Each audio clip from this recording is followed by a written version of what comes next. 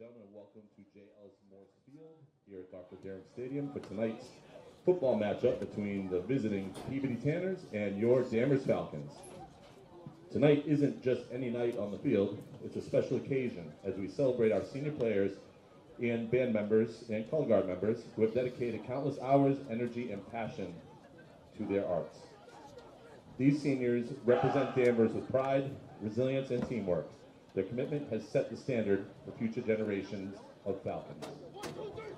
We invite you tonight to join us in honoring our seniors. Let's show them how much we appreciate all they've given to us into this program. Please direct your attention to the field and help us welcome all the seniors as they are introduced with their families. Yep. For football, first, Kyle Borghardt, his parents Danielle and Michael, and sister Sophie.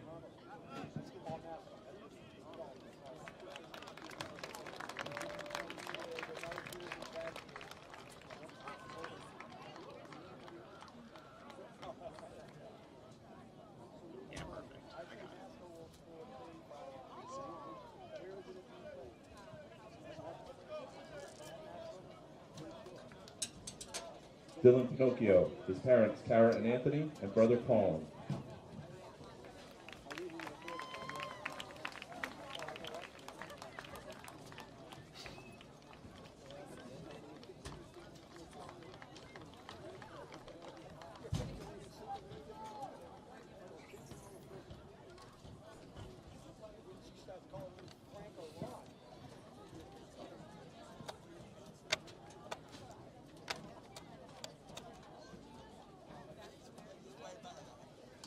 Josh Fajulo, parents Steph and Mike, Aunt Nancy and Yaya Nancy.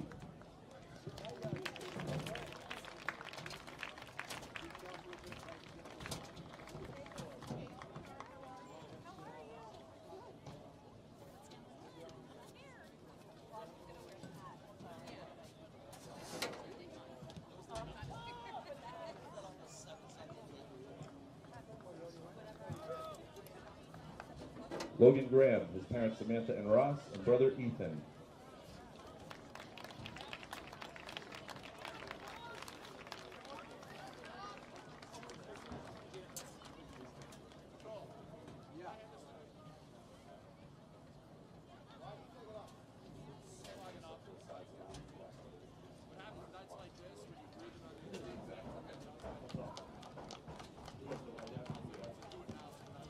Kelvin Ramirez, his parents Kelvin, Romana, and Chris, and sisters Alexa and Shane.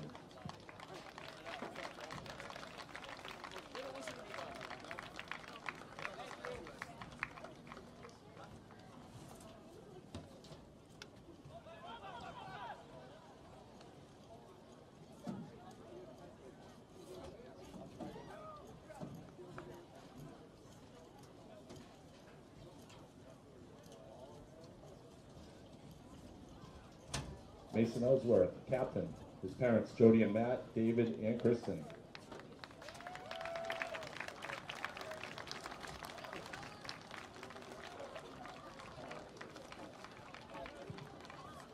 And sisters Kelsey, Julia, and Lainey. Grandparents Debbie, Jeff, and Peter.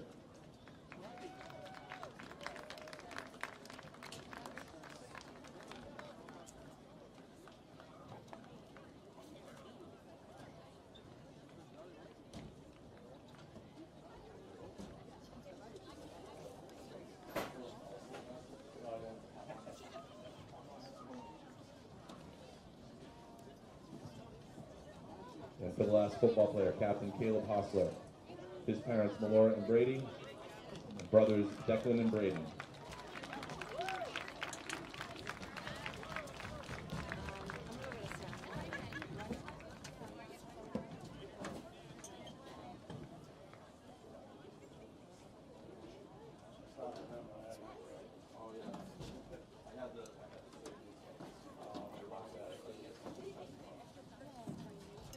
Next for the band and color guard, David Bowler, his parents Jen and Matt, and brother Tim.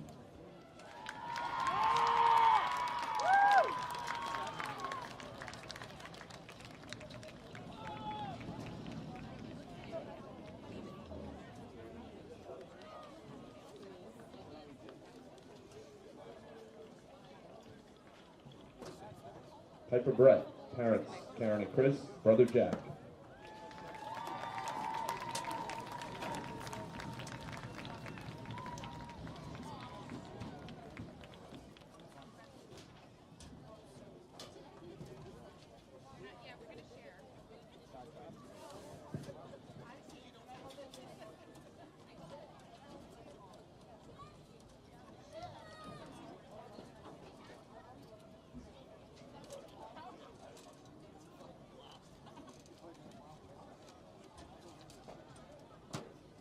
Francesca Fossa, the parents Christina and Christopher, and brother Vinny.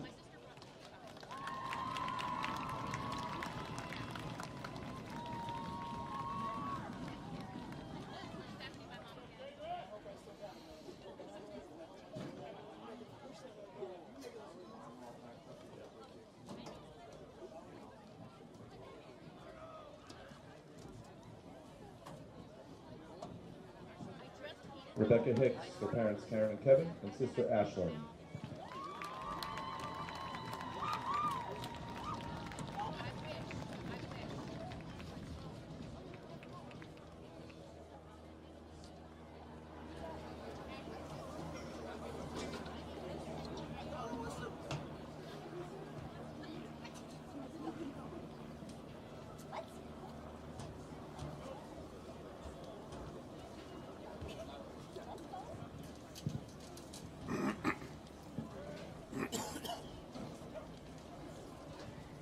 Matthew Castanotis, parents Michelle and Michael, brother Miles.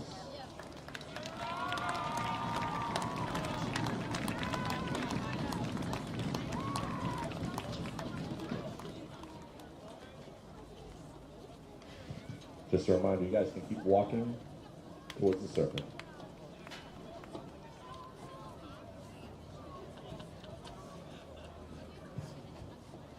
Logan Kuykendall, Mom Alex, brother Aiden, and Aunt Athena.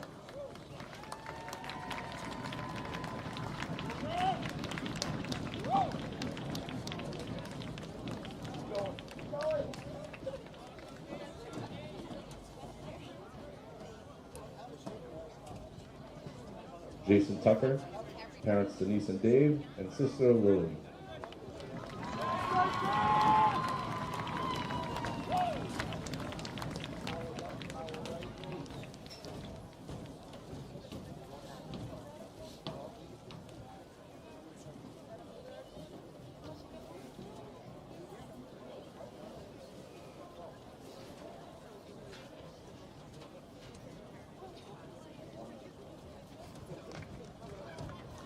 Lucas Whitcomb, parents Jamie and Brandon.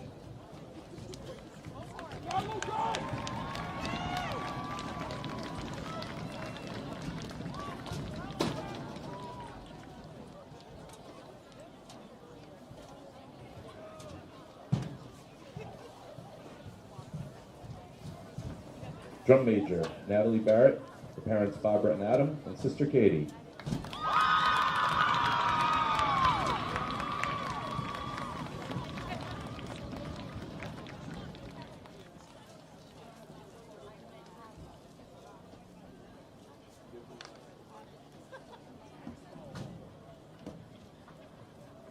Drum major Alejandro Bodier, his parents Eloka and Jose, sister Amelia, grandparents Inercia and Luz.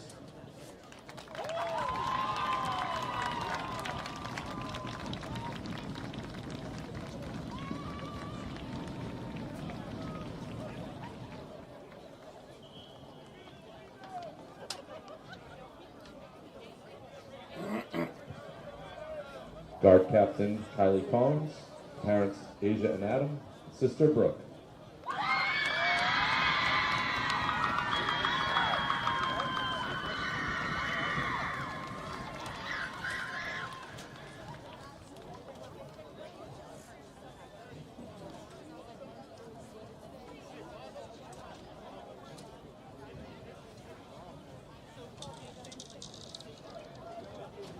Drum major John Murphy, parents Kelly, John, and Chris.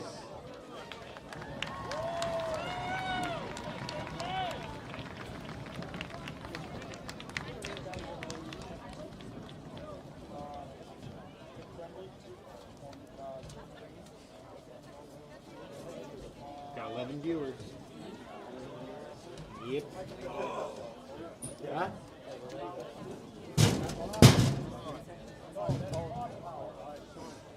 Yeah. Guard Captain Nora Nickerson, her parents Sarah and Heather, and brother Jack.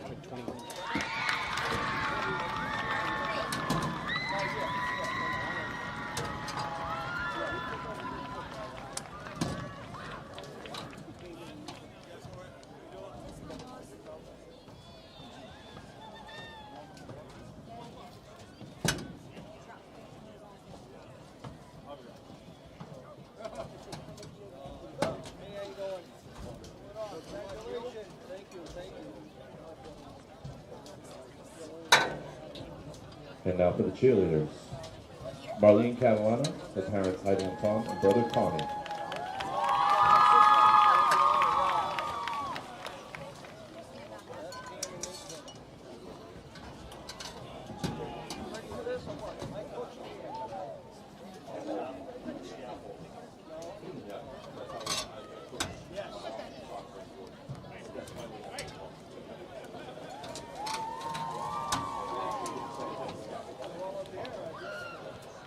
Caitlin Garenting, her parents Krista and Michael, sisters Isabella and Chloe.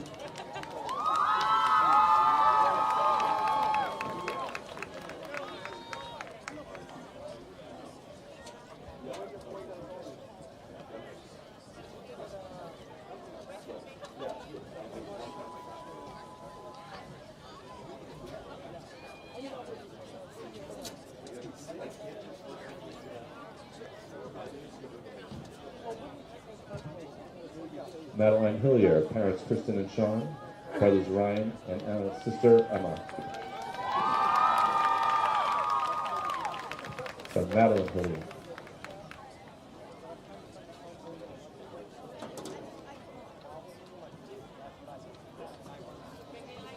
Kimmy's on his way. Ariana McCrackis, parents Joanna and George.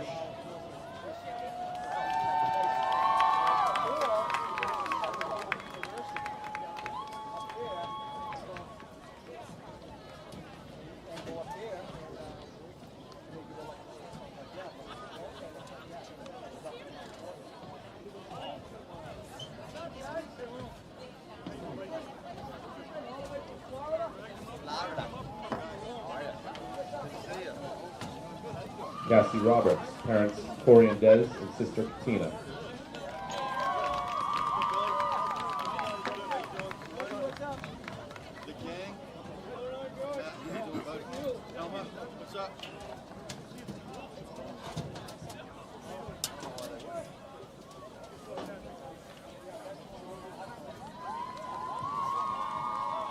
Captain Serena Betancourt, parents Val and Tony, brother Marco, and Nana Deb.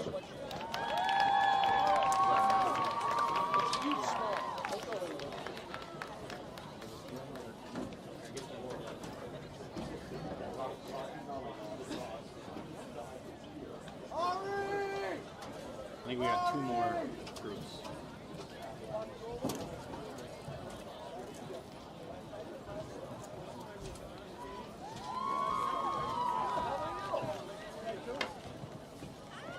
Abby Brosma, captain, her parents Jamie and Anthony, sister Samantha, and brother Anthony.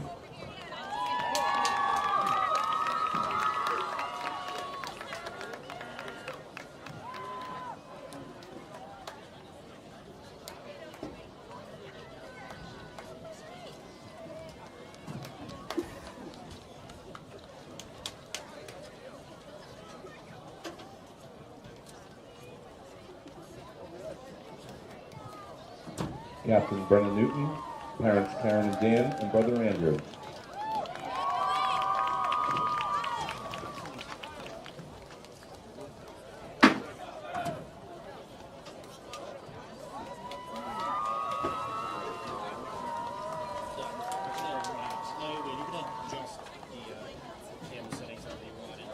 And Captain Alexis Ramos, parents Sabrina and Nico, brother Stephen, and her grandmothers. That's the bit.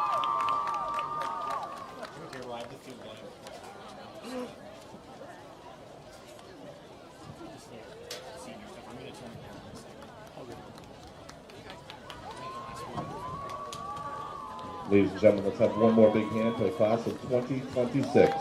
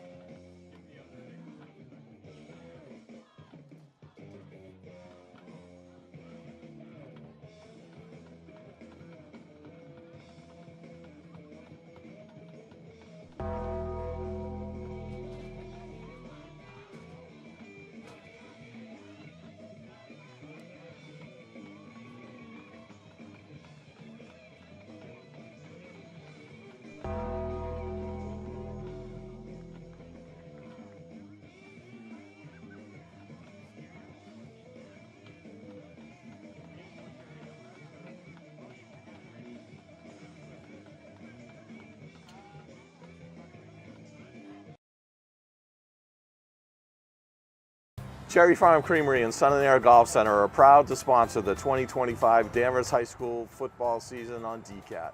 We are a family-owned and operated business with some of the best ice cream and golf on the North Shore. In addition to our award-winning homemade ice cream, we also carry ice cream cakes, frozen yogurts, non-dairy sorbets, and vegan flavors. And don't forget to check out our special fall flavors. And if you're looking to learn or improve your existing golf game, check out our driving range and 3-hole golf course, as well as our fully stocked pro shop with the top brands in golf. We also offer lessons, clinics, and club fittings for golfers of all skill levels and ages. We're open year-round, so don't forget to visit us before or after the game. Go long!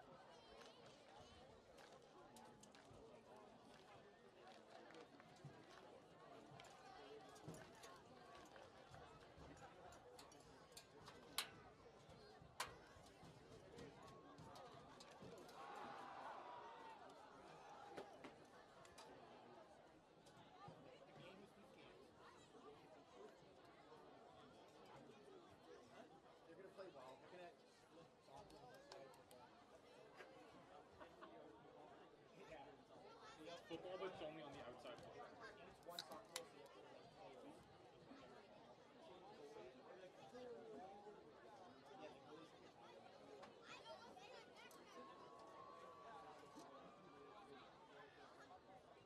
Boom.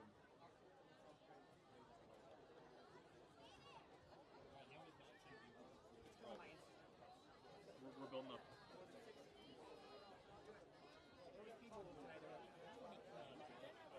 My it out.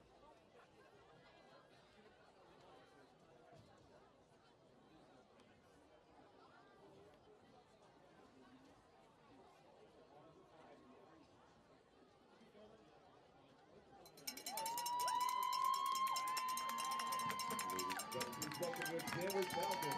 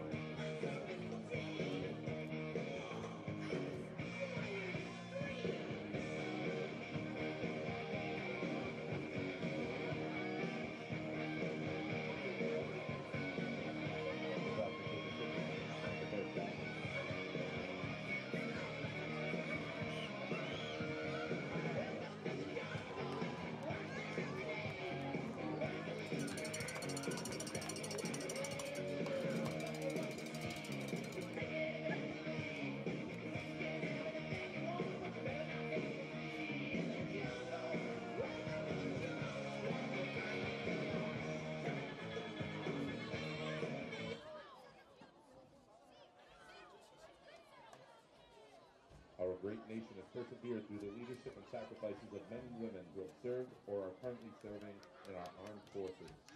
We invite both veterans and current military personnel to stand.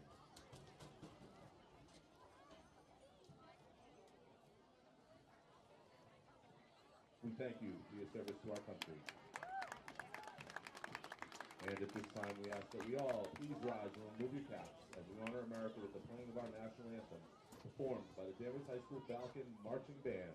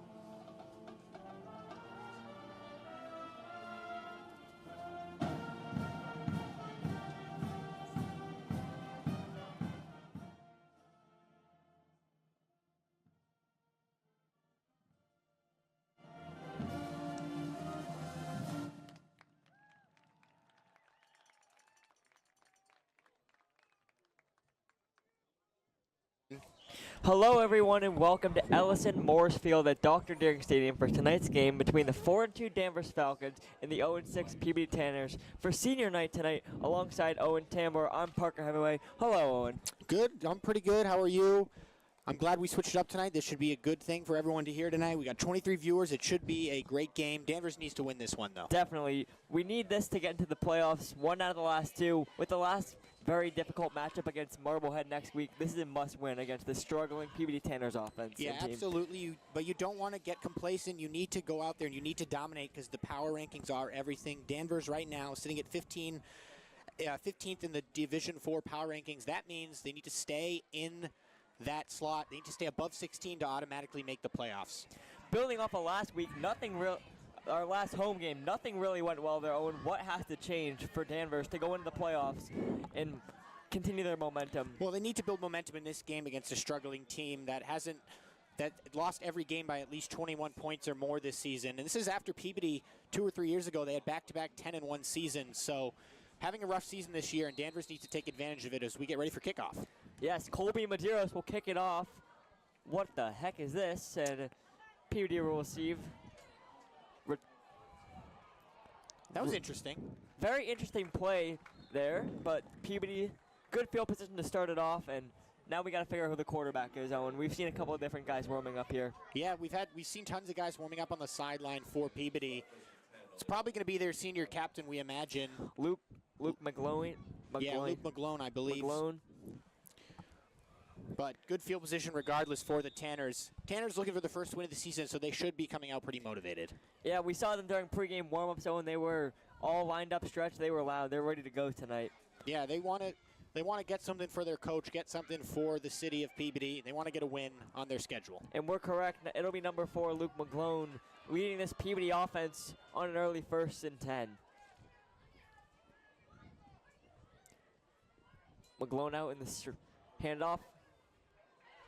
Good tackle there, but a couple good yards. Owen, Danvers has to find a way to stop this run if they want to have success, which Masco, they hit him in multiple aspects last week, but running really killed them in some aspects. Yeah, 2 weeks ago, coming off a bye week. That was a really rough game. Really that was only their only blowout game of the year so far for Danvers, so try to forget about that. They had a whole week to forget about it. 2nd and 7. McGlone getting the call from the sidelines. Looks to be spread out wide with one receiver in the backfield, or one running back in the backfield. Looks like Danvers might have moved early there. Yeah, I think it was number 10 for Danvers. Number 10, Nick Xeris, moving early. Yeah, that one was pretty obvious. Sometimes you miss it up here, but right there, he stepped a whole foot over the line. You could see it too. Peabody knew it right away. Yeah, they did. 2nd down 2 now for the Peabody Tanners, just ahead of midfield here. This crisp fall night here, Owen. Yeah, we've had a lot of warm games. This is definitely one of the more chillier, pristine fall type of nights. Drops back for pass. Hits the receiver, but a really nice tackle there from Julian Caprice. Number 3, Jack Smith on the reception.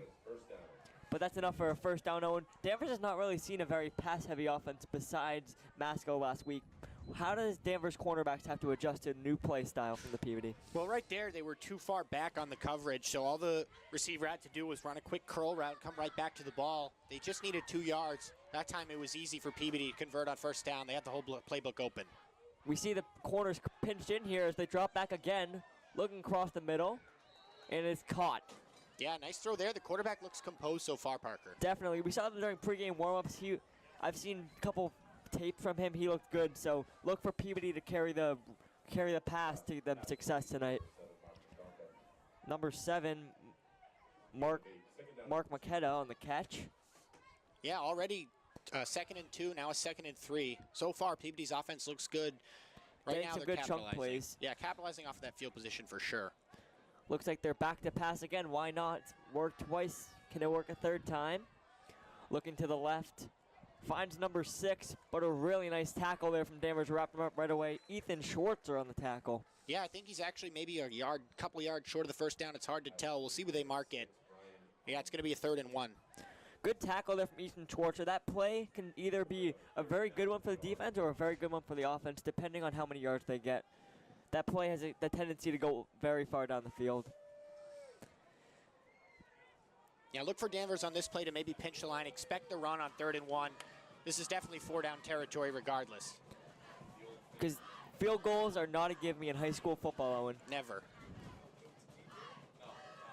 Out in the spread again with one receiver or one running back to his left. It'll be a run, and they definitely got it. Yeah, more than enough there. Looked like he had a lane if we went all the way to the outside, but chose to cut it in, got the 1st down, and a fresh set of downs, and Peabody moving pretty easily here.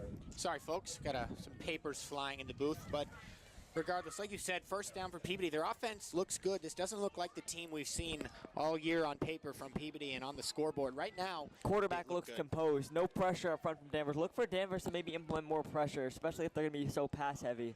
Yeah, and it looks like the corners just got told to move up a little. They were pressed a little back. Peabody back in the shotgun formation again. Looking to the left. Pressure there. Pass is incomplete. Good pressure there from Nick Xeris. That's what we said, Owen. We said pressure. What did they do? They brought pressure, got to the quarterback, and first little inconvenience to the quarterback's face, and it's incompletion. Yeah, it was actually not a bad throw. It was right in his arms, but he was surrounded by around 3 or 4 cornerbacks and safeties, so it was incomplete. 2nd and 10. First play with no gain for Peabody. Danvers looking to build it. Trying to get a play in here. A couple of times now where it's been delayed to get the play call in. Yeah, definitely need some tape in the press box tonight. It's a windy, chilly day here. Windows are not ideal, so we have to keep them open. Yeah, no, they're not the most ideal. You have the window, I have the glass. Peabody drops back, finding number. Puts his shoulder down there. Couple extra yards. Looks like number 24 on the completion. Corey Dooley on the receive. 3 different Peabody receivers getting in it early on. You don't usually see that from high school players. No, usually you see same couple of guys. Right now, Peabody spreading the ball. Right there, they've run that same kind of curl route on the outside. It's been complete about 3 or 4 times already. That was just another one. And another 3rd and short. They've had a 3rd and 2, a 3rd and 1. Now they get to have another 3rd and 2. The offense looking smooth, getting in manageable situations, Parker. I would like to see the corners maybe pinch a little bit, because you've seen them go to that corner, that like curl route every once in a while, and you got to press them on the type of right. Back in the shotgun once again. But they change it up and they get a big hole on the left side. Will he go? Lowers the shoulder. Pushed out of bounds by Julian Capricci, but a nice run there, Owen, to change the tempo. Yeah, Peabody mixing up the play calls really well. They've kind of mixed up pass and run almost every other play right there. A lot of big holes on the outside. The running back was easily able to get close to the pay dirt. Peabody from their own 8-yard line, looking to get this early touchdown here, Owen. Only 7 minutes and 27 seconds into the first quarter. After receiving the ball and getting really good field position to lead it off. 1st and goal. Looks like they're back in the spread with a little bit more bunch in the front. The pitch play to the right, cut inside. Danvers, nice way to put your shoulder down, but he's on like the one or two. We'll get a spot in just a second, but now that they're inside the goal line, Owen, they're using that big physical back. Yeah, they definitely are. Right there, a good pitch play. Running backs have been lowering their shoulders nicely in this game, gaining those extra yards, and right there. 2nd and goal from the 3 for the Tanners. Danvers has to find a way to get this stop. Looks like a less spread formation here, more guys in the middle. Another pitch play. And no, he is not in, but there's a flag on the field. Yeah, might be holding on the offense. We'll have to see. Yeah, going to be holding on the offense. Holding on the offense there. We'll push Peabody back a little bit more, but that could only open up the playbook for maybe some more pass since the run didn't work right there, but benefit of the doubt there. Try and build off of that. Yeah, but that definitely helps Danvers. Now they get a chance to mix up more defensive play calls, get their defense set. Going to bring Peabody back a couple more yards. Not as close to the end zone. This is important, even though it's early in the game, for Danvers after that interesting kickoff to really maintain themselves. 2nd and 13. 2nd and goal from the 13, but we mentioned Masco having very interesting kicks last week. Danvers starts it off with that, and maybe it doesn't work as well, so we'll see how they respond. Quick hitter there. Looks like a screen pass. The ball was dropped. He's just got to fall on it, Owen. He received it back. Yeah, right there he was wide open, number 1, Joaquin Chavez, I think that's how you say it. He was wide open. He really just dropped a simple... Took his eyes off the ball there. Trying to get more yards before he had the ball. Danvers now 3rd and 13. Oh, and we got to capitalize here and maybe hold it to a field goal, but who knows if Peabody will go for it. Yeah, I think Peabody at this point, from what I've seen all season long from so many teams, they're going to try to get it to a manageable 4th down and probably go for it. But we'll see how good their kicker is. Maybe they'll put him out there if they don't convert on this 3rd and 13. Back to the normal shotgun formation with 4. He has 2 receivers to his right, 2 to his left, and a running back to his left. Snap is a little low, looking. Wow. And he has a touchdown he there. dropped it. And wow. looked from our angle like a touchdown, but he dropped it. Incomplete to number 7, Marco Mendaca. Yeah, Sorry if I'm shocked- pronouncing that I'm wrong, shocked but he dropped that. He looked like he was wide open. Maybe just thought he was in, thought it was going to be easy, dropped the ball. from the 13-yard line, Owen. Interesting to see how Peabody will go, but it looks like they're going to go for the kick, try and secure the early 3 points. Yeah, especially after that rough drop there, you want to just take the points that are in front of you. Peabody's lining up for the kick now.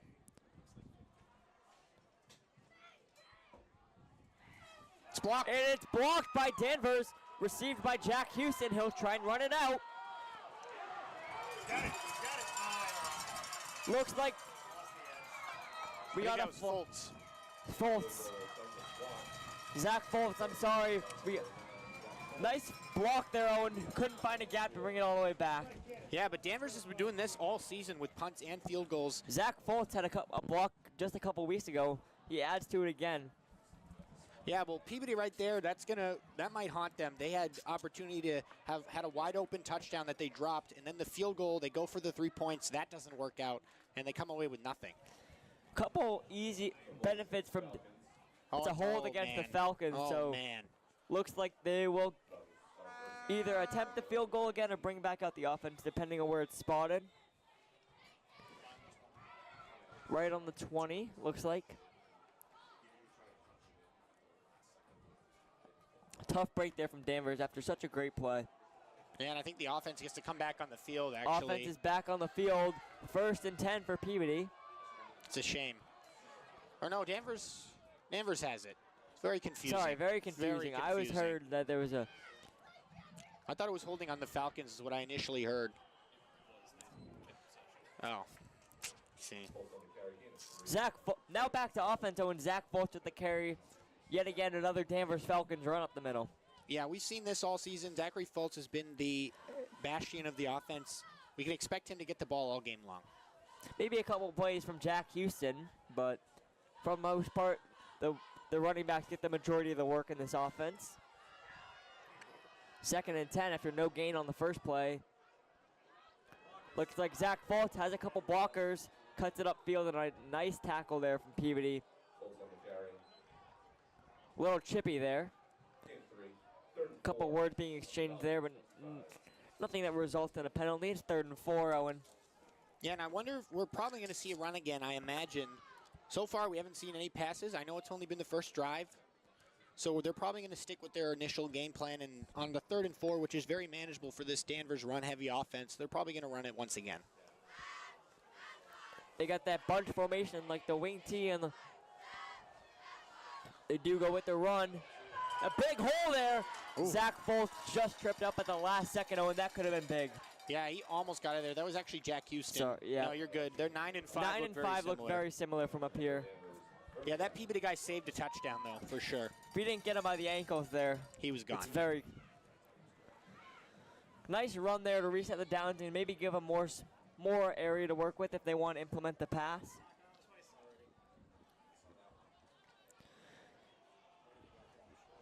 Danvers with the 1st and 10, quick to the line here. Jack Houston will get the ball again. Almost better than the first run there, Owen. Yeah, he's getting involved. Danvers just runs looking solid to start it off. 2 back-to-back really solid runs there from Houston. Yeah, Houston, who wasn't as involved last week. I mean, it was a blowout, or not last week, 2 weeks ago. It was a blowout, to be fair. Right now, he's definitely getting involved on the offense. We've seen him make a lot of good plays on defense, too, this year. Quick play here. And we got a flag down on the field here. This one might be coming back for holding. There's Zach Fultz. A legal shift there. Should negate those yards. 3:37 remaining in the first quarter. As Danvers will move the ball back here. First and 10 from the 44, Owen. We need to see Danvers maybe implement more pass here. Yeah, I'd like to see it on this drive. I know the runs work so far, but I'd like to see it, especially if they get themselves on a third down, which is what happened last week. They got themselves down by so much, and then they kept trying to run it, and it didn't end up working out. So far, though, definitely working out. They're going to run it again. The double pitch play to Houston. Gets a good another chunk of yards there. Gain of 7 there, Owen. It'll make it second and manageable. Expect another run here, but you drove by there in practice, Owen, and they were practicing some passing plays. They were. I did see this in practice. They were definitely practicing some nice passing plays. We hope to see those at some point in the game. But right now, there's no need to switch it up. I know they had that penalty, but the run has been working in their favor as of late. Denver's at just about midfield here. Nice run here.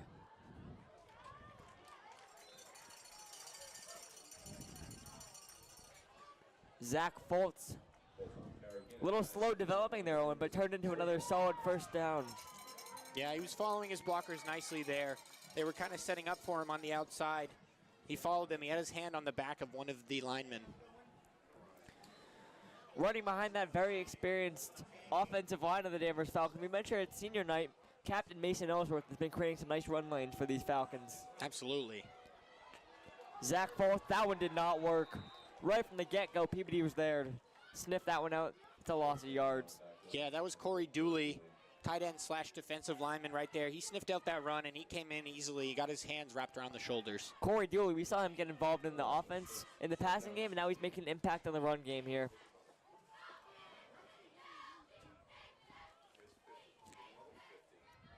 Second and 16. Maybe this is where the Danvers implements more pass, because 16 is kind of a lot to get on. And if you don't get it, you still have hopefully a third and manageable here.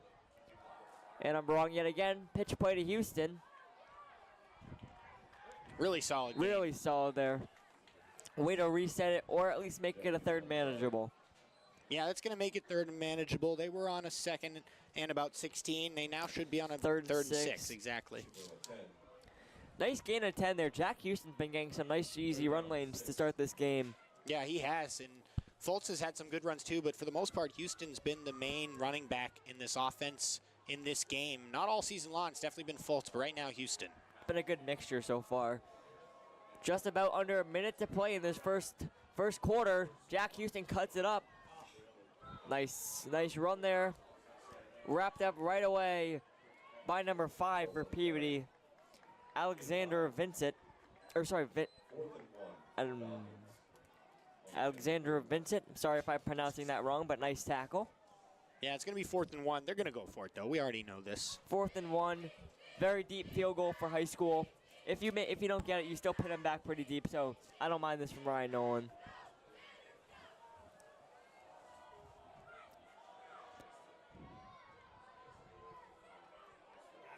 Looks like they might have got it here. Yeah, I think he reached his arm over at the last second before his knee hit the ground.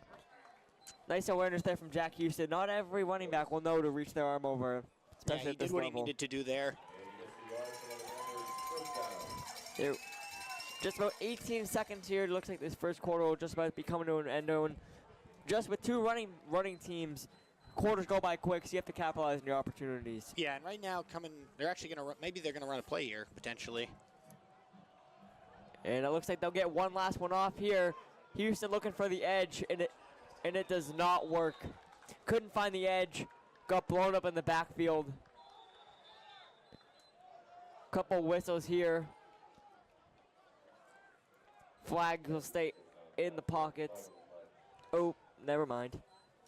It's hard to see the flags up here, Owen. Where do you see a flag? I just heard it from the PA announcer, so. Yeah, I don't see. I believe you. I just don't see it on the field. And I think he just said it got picked up here. As we mentioned, it's hard to see the flags up here, so. There's no flag, Owen, and we go to the second quarter, 0-0. Yeah, we'll be right back, folks. There's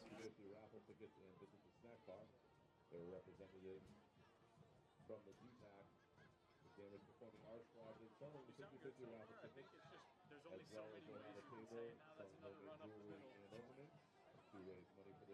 trip fundraiser.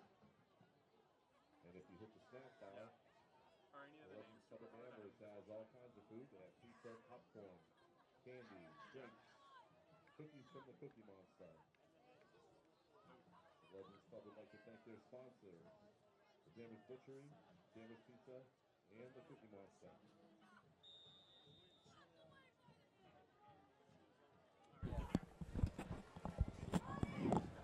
We're back here for second quarter action. Danvers Falcons 0, Peabody 0. Looks like Zach Foltz will get us started with yet another run.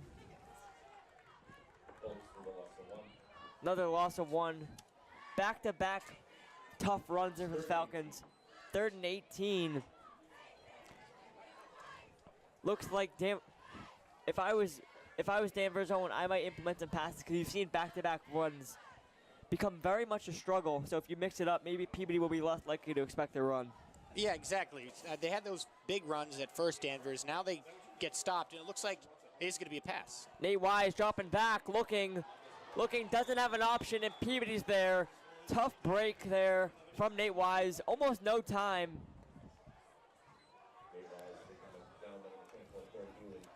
Couldn't see who made the sack there. Nate Wise had almost no time on that play. Oh, and right as he dropped back, there was a PB guy right in his face. Yeah, but he made the right play there, stepping up in the pocket. Unfortunately, the pocket just collapsed around him. Good thing he didn't fumble the ball. Now Danvers will have a chance to pin Peabody deeper. 4th and 21. Danvers will send out the punter. Tough first drive there from Danvers. A couple positives, couple negatives, but overall the overarching negatives. Almost a beautiful punt. Really nice looking punt there from Zach Foltz. Couldn't get it to land. Yeah, they had one guy back there to receive it, obviously, and he blocked away the guy trying to touch it early at the last second. So Peabody's going to start at the normal field position. They'll start at the 20. Going back to Peabody here, they had a really nice first drive, mixing it up quite as much as you'll see in high school football. Yeah, See if they can build did. off of that. Quarterback has looked composed as of late. Luke McGlone looks solid. Getting the play from the Peabody head coach, Mr. Betancourt.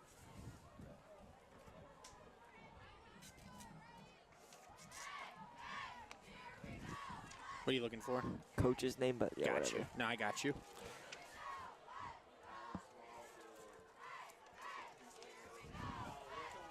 McGlone back in the shotgun, which has been most of the night. Gets the snap, drops back deep. Danvers has pressure. Scrambling to the outside. Looks like he's forced out of bounds. By number 8, Hunter DiDominicus. Yeah, good coverage from Danvers there. Gain of 2. That's what you got to do. You got to get the high school quarterbacks on the move. Yeah, Force right to make there. a He good had play. nothing. He had nothing deep. He had nothing close. Quarterback still made the right play to get any gain at all, but also the right play from the Danvers defense. Sometimes you'll see a high school quarterback force it down the field their own. He made the smart decision and gained a couple yards, but saved the team in the long run. Exactly. PB on a 2nd and 8 here.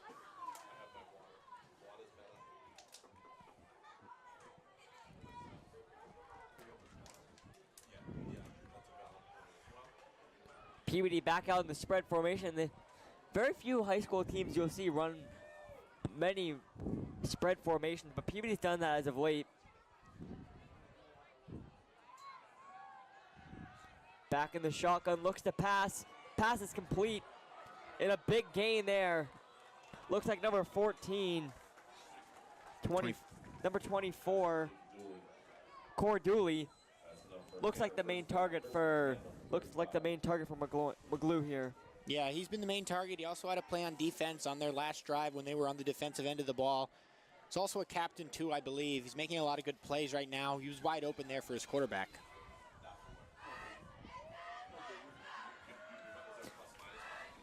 Switch it up here and go with the run.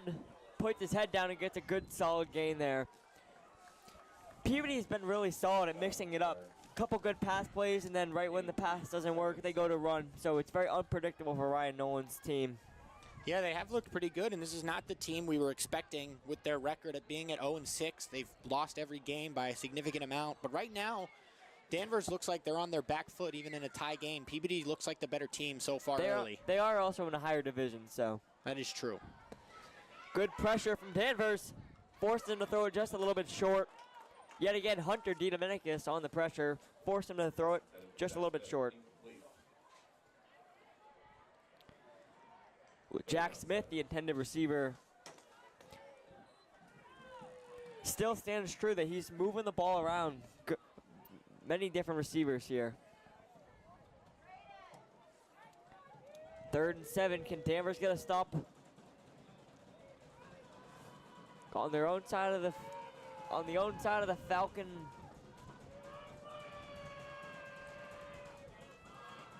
Crowd's getting into it, that's for sure. I think it's from the wrong side, Owen. Oh, well, the crowd in general is into it. The crowd pulses up tonight. Looking for options. Finds a man. That was a nice throw. Pass complete. This quarterback look really solid, Owen. For a team that's 0-6, they're very surprising. I did not expect this diverse of an offense from them. Yeah, no, I mean, definitely had a hard schedule all year long. But right now, they look like the better team. They're finding open receivers right there. Fultz was in coverage, but he wasn't able to get over to the receiver in time, who fell down, secured the ball on the ground, but he moves the chains nonetheless. Just about 8:30, another pitch play here. Big yards in front. Very hard to see the Peabody numbers, but looks like number 1, Jaquan Chavez.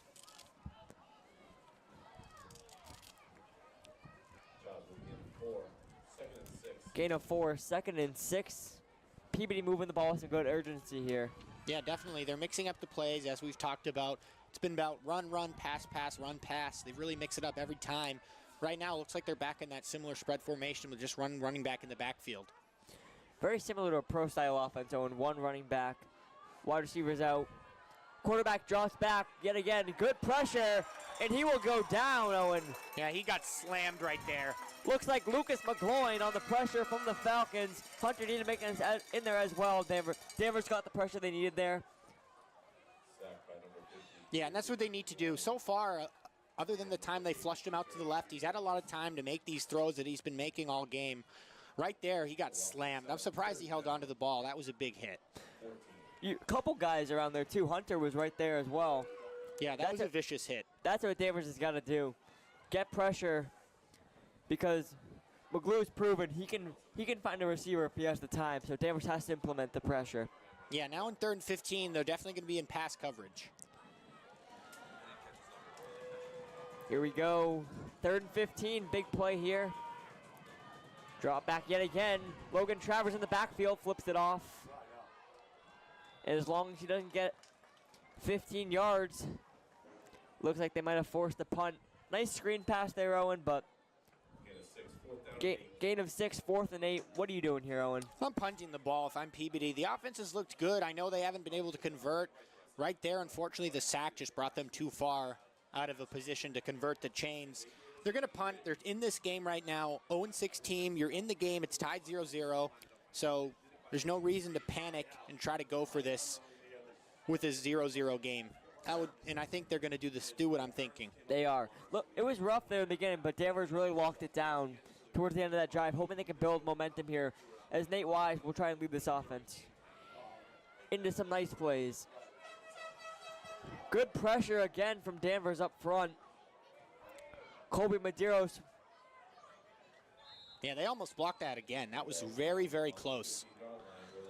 Really good pressure on the kicks, which is a very underrated aspect of the Danvers Falcons game. They seem to always have pressure there. Yeah, they do have a really underrated special teams. I know they don't kick a lot of field goals, but they do make most of their extra points, and they're definitely pressuring on all these kicks. But the kick got off, and now they're going to be pinned pretty deep in their own end. I'd like to see Danvers pass the ball. I understand they've had a bunch of big runs in this game that have worked, but then when they get themselves back, they just run it again and they're not able to convert. We'll see what happens. If you mix up the runs and the passes, there's more capability for the runs to do better because they're not expecting it as many times. And yet again, another run, but a nice solid one at that.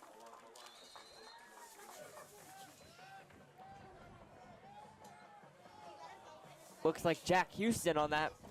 Looks like the main back today, Owen. As of late, they've kind of switched up the main back game to game, but looks like Jack Houston's here. Yeah, Jack Houston's here right now. He's in this game. He's made good plays on the offensive side of the ball.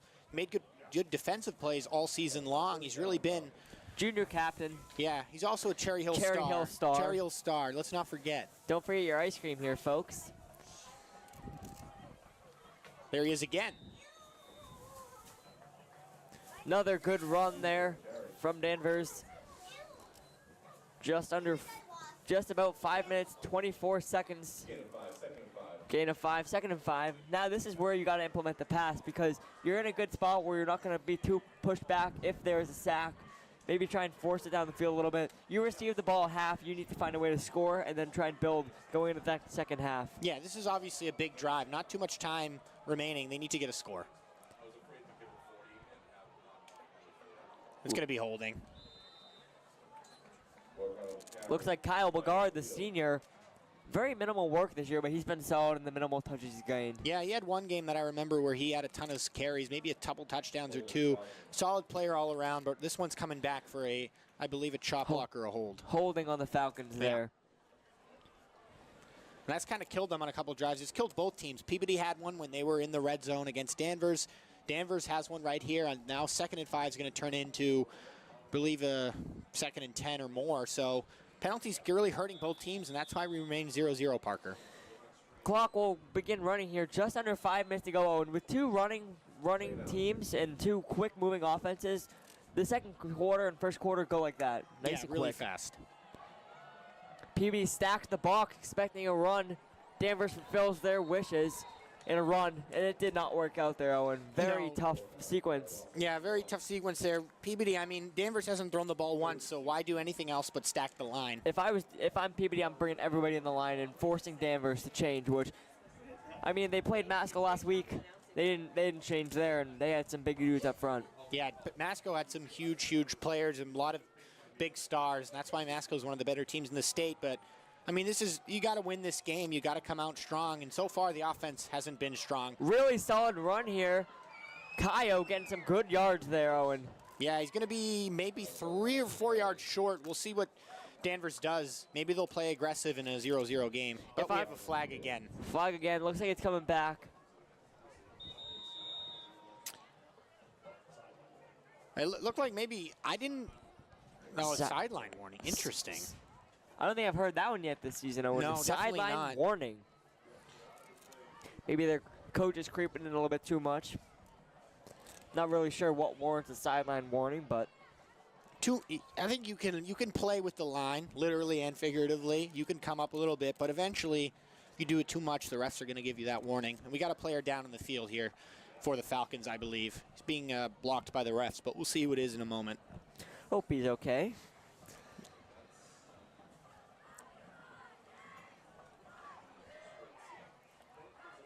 Looks like it's the sophomore Dylan Kinney, I think. Junior captain Dylan Kinney has been really solid this year on the offensive line. Hopefully it's nothing too bad. He'll be able to find his way back in this game. That's going to be a key piece if Nate Wise wants to drop back and pass, like we've said time and time again, which we hope will happen eventually. Yeah, being helped off the field here with a limp. We hope he's okay, not putting too much weight on that right foot. It's going to be actually 4th and 1 for Danvers. That's a pretty favorable spot. I thought it was maybe 4th and 3rd or 2. Benefits Danvers here. Now you kind of have to go for it at that point. I mean, 3 minutes to go, less than a yard. You receive the ball at half, so. Yeah, I agree. This is the right call. Little tush push here from Danvers. And we have a wide receiver going out. We don't see that often here. No, they might be trying to draw them off sides. Looks like that's what they're trying to do. And it looks like there will be no play. Timeout by the Falcons. Maybe trying to see the defensive formation there. Yeah, potentially. Or they're going to punt, but I think, like we were talking about, I think they should go for it. I think it makes sense. You don't get it, maybe. That's a potential thing that could happen, obviously. But then you can set up your defense. They're not, like, in the red zone yet by any means. You saw a solid defensive stand there last time. So maybe no one trusts his defense, but if I'm Nate Wise, I got to find a way to get this ball, get this first down, and maybe try and stack some points, maybe a field goal, and then you get the ball at halftime, so we'll see what happens. Yeah, this is definitely going to be a game of inches. Both teams are going to be very gritty all game long, and that's what it's been so far. That's why we're at no score. Defenses have really been the star of the game, and I apologize for the mic crackling. I'm trying to fix it. It's probably because it was sitting in my bag too long. We mentioned with two teams that move the ball at such quick paces, you have to capitalize on those, because with the 12-minute quarters in high school, it goes by wicked quickly, so it makes every play even more amplified here. Yeah, they're going to go for it. It's going to be a tush push, like you said. Looks like Nate Wise will fall forward and should have enough for Danvers' first down. They're going to give it to him. We'll get the first and 10 Falcons there. Now do you air it out, Owen? We've said it time and time again, but one of these times they will, and we'll sound like a genius. Oh, I would love to see it, but I think they're going to, especially since we talked about they start with the ball, I don't think they're going to try to rush it down the field. I think they're going to try to get this clock down to like 20 seconds and score. Really solid run there from Kaio. As of late, he's got the main carries here. Yeah, he has. He's been involved now. It's been Houston. It's been Fultz right now, the senior on senior night, getting those carries he so deserves. And another solid gain right there, 4 yards. And you mentioned that might want to be more cautious, but in my mind, if you have the ball going in and you have a chance to get a touchdown here, why not force it down the field, because that could work as another punt. Go, go, go! Really nice run here. Kaio again. Yeah, he's getting a lot of good carries right now. He's following those blockers well. Right there, he shifted those hips forward, fell backwards for even more yards at the end of the run. Now Danvers in a good position to end this half with some points with still more than 2 minutes. We got just over 2 minutes here. Oh, in this quarter, this half has flown by here. Danvers in the normal wing tee, just past midfield. Nate Wise. Looks like Zach Fultz. Don't worry, guys. Zach Fultz is back. Yeah, he's had a great season. We've seen him score 4 touchdowns in a game here at home and 3. 4 against Winthrop, I believe 3 against Reading. He's also blocked a punt in a game against Reading, so really he's been a star. Blocked a field goal today. Yes, he did. He's been really good all season. Had some nice plays on defense. He's been a nice player. Nate Wise dropping back. Looking deep. Oh, man, he had 2 guys wide open. He had Jack Houston and Nick Xeris with no one around him, just off the mark there, Owen. Hopefully that can build off that, and you see maybe Peabody's coverage is way. Yeah, I mean, but the thing you is, that's why capitalize on that. Yeah, that's why we've been calling for these passes. They were wide open. Peabody obviously was like, Danvers runs the ball every play. They're not going to pass it. You pass it. He had he had so many people open that he threw it right in between all 3 of them. You don't have to worry about intentional grounding there. There was 3 guys to cover that up. There were so many people there. Unfortunately, hopefully that'll work. Hopefully that'll show Ryan Nolan that if you throw the ball, good things will happen. But they go back to the good old trusty run. Very minimal gain here. We're just Zach Fultz on the carry. We're just under 1 minute, 20 seconds here. Owen, very slow, no touchdown first half, but hopefully that can change here. I'm looking for some action. Yeah, we've had some good defensive action by both sides. Had a little bit of chippiness. We gotta, this is a town right next to Danvers. Fultz again. Ooh. Rough run there. Zach Fultz. Looks like Danvers might just be running out this clock here, Owen. Yeah, I think they're gonna be short of the marker. It's gonna be a turnover on downs, actually. Turnover on downs. Peabody will take over with 1 minute, 5 seconds to go. With 0-0 ball game owned, what does Danvers have to do to make sure Peabody does not break off those pass plays? Because we know they've gone to them time and time again, and they're capable of it. I think you're right, too. I think Peabody's going to play this one aggressive. You're 0-6. You have nothing to lose. You want to get a score. You don't start the half with the ball. Everything's in line for this team right now to drive this ball down the field. They've been passing it well. I know they've been sacked a couple times, but when the blocking's been there, they have passed the ball well. And they know that safeties are deep. Very few guys on the line. Just keep it in front of you at this point. No big plays before half. Yeah, that's exactly what Ryan Nolan has set up. He has 3 safeties in the back, a bunch of linebackers over the middle. Ethan Schwartzer, Jack Houston, and we cannot see the other guy, but he's back there. Probably Colby Medeiros. He's been back there countless times this year. Yeah, it's going to be an empty backfield. They call this the mega spread, Owen. Everybody's out wide. Drops back. Goes for the good old curl route they've gone to. Just keep them in front of you. Peabody's going to hurry this up, though.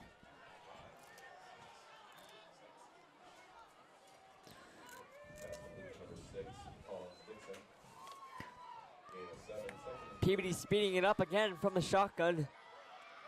Luke looking deep, finds a man, and a nice hit there from Danvers. He didn't get out of bounds, though. I think that's what his coach was wanting him to do. He kind of caught the ball and stood still there. Now they're going to have to burn a timeout. Nice.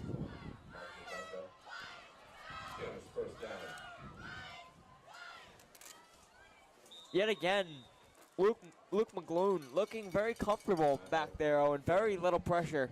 Yeah, he's found the receivers that are open. 2 of them on this possession, 1 in the middle of the field, 1 on the sideline. Peabody's going to burn a timeout. Unfortunately, the receiver didn't get out of bounds there, but Peabody with still 2 timeouts remaining in 36 seconds. They have time to get a touchdown or a field goal. We'll be right back.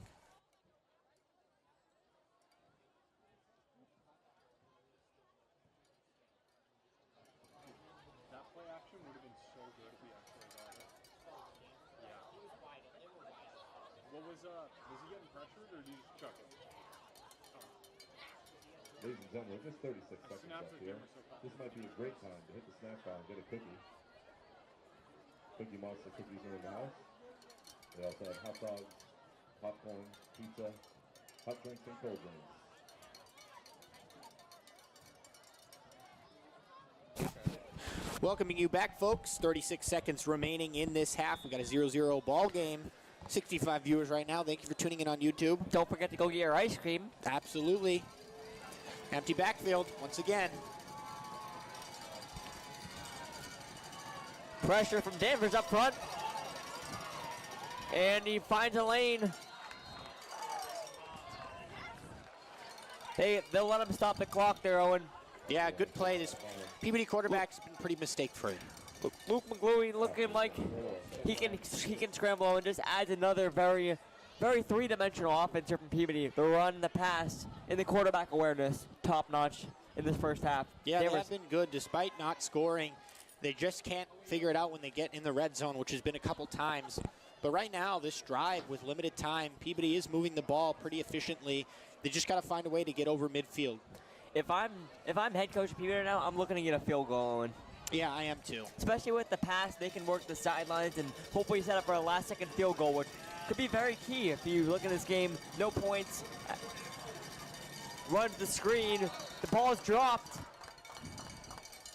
Yeah, going to be incomplete. No completion there. Camera's guy was on it, but... Yeah, Peabody's had a couple of rough drops. They had a big drop in the end zone earlier that would have put them up 7-0. Right there, another drop. Right now, they've had a couple of big drops that's kept Danvers' defense in a pretty prime position and make stops. That's going to bring it to 3rd and 6. 3rd and 6, 24 seconds on. What do you expect from this Peabody offense with only maybe 3 plays left? I don't see any reason why they can't play aggressive. Even if you have to punt it, you're not giving Danvers much time. Who knows, Owen? Maybe we can get a return for a touchdown here. But they'll run it. Try and keep them in bounds here. Yeah, They'll do nice. just that. I think Peabody is running up to the line for some Caleb reason. Hostler with the tackle. 10 seconds. Just under 10. Why is their coach and the quarterback are arguing? I'm not sure why they didn't just try to run that to the half. I'm not sure they realized it was 4th down at all. Yeah. We'll be right back. Not sure why they call a timeout there. No.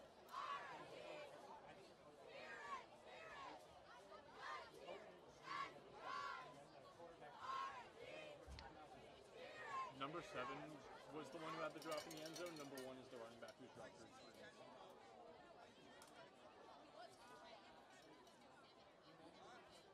They're both bad.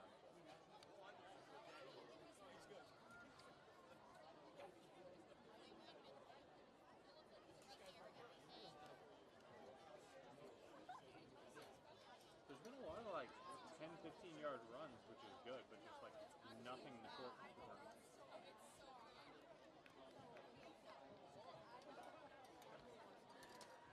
Coming back in, folks. 6 seconds remaining in this half. 2 timeouts remaining for both teams. It's been a rough one for the offense, Parker, on both sides. Damn, you look at Peabody missing that play wide open in the end zone, you look at Danvers, their very first pass attempt, and feels like forever, Owen, missing that one as well, just off the mark. But the running game for Danvers has been solid, and almost all dimensions of the offensive end were looking good for Peabody. Very few defensive stops here. Yeah, and there's been a lot of Defensive stops, but very good plays. Yeah. Spread formation here from Peabody, trying to get a last-minute miracle here before half, as Danvers will receive the second half kickoff. Drops back, pressure up front, looking deep down the field, finds a receiver, just get him down. And they will run out of time here, Owen, number 24. Corey Donnelly, the first, will call us to first half conclusion here, Owen, 0-0. Danvers will receive the kick. We'll be back with you guys momentarily. Ladies and gentlemen, at this time, please welcome to the field your 2025 DHS Falcons Marching Band. The band is under the direction of Mr. Jeffrey Daniels. This year's staff includes Gavin Nolan, Assistant Director, Paul Downing, Percussion Director, Darren LaPierre, Assistant Percussion Director and Sound Engineer, Leslie Snay, Color Guard Director, Maddie Perdo, Assistant Color Guard Director, Laura Bailey, Woodwind Tech, KJ Burgess, Brass Tech, Gabby Sherrick, Visual Tech, Dylan Bukowski, Drill Designer. The band is led by drum makers Natalie Barrett, Alejandro Boudier, and JJ Murphy, as well as Color Guard captains Kylie Collins and Nora Nicholson. Tonight, the band will be performing their entire 2025 show entitled Wonderland. The show tells the story of Alice as she travels through the mystical and magical world of Wonderland.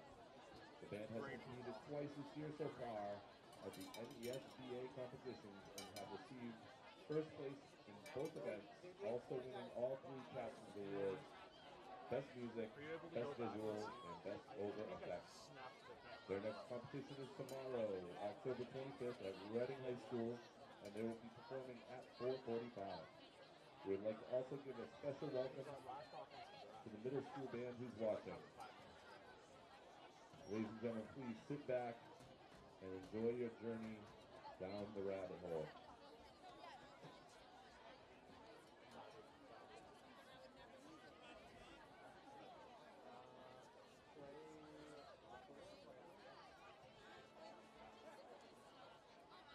I know he threw it to about 10 yards.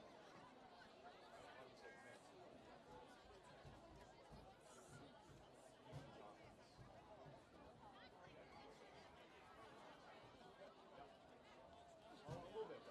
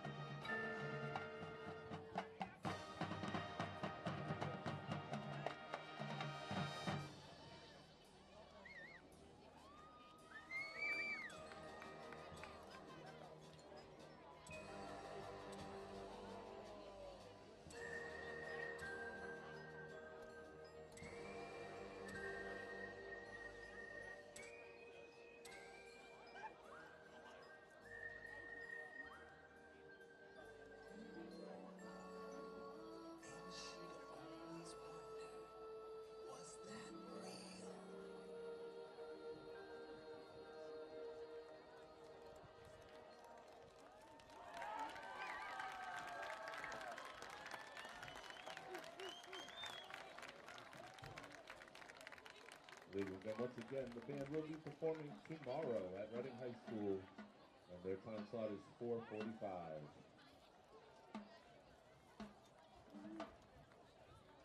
Ladies and gentlemen, it's time to reach into your pockets and pull out your 50-50 raffle tickets.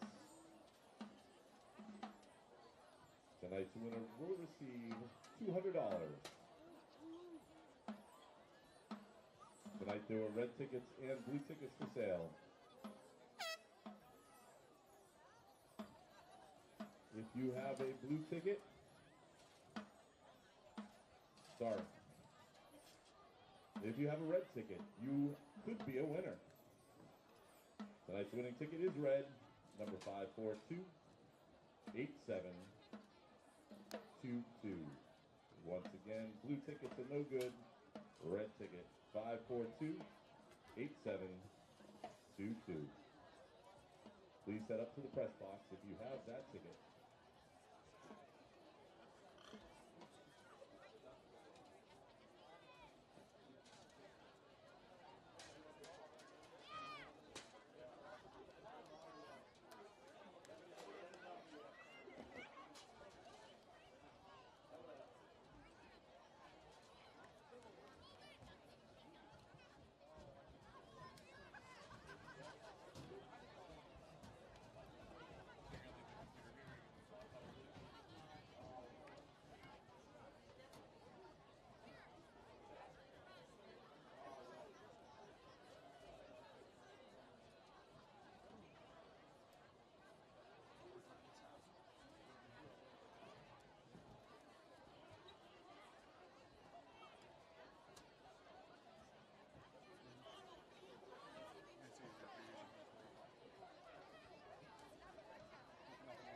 Ladies and gentlemen, we do have a winner for that 50-50. And I know you've heard this about 6 or 7 times, but the snack bar is open this evening.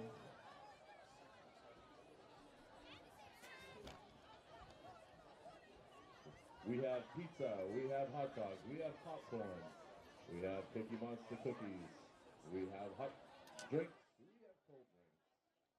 The snack bar is run by the Legends Club of Danvers, and I would like to thank their sponsors, Danvers Pizza, Danvers Butchery, and the Cookie Monster. And if you guys could all put your hands together, both teams have just come back to the field.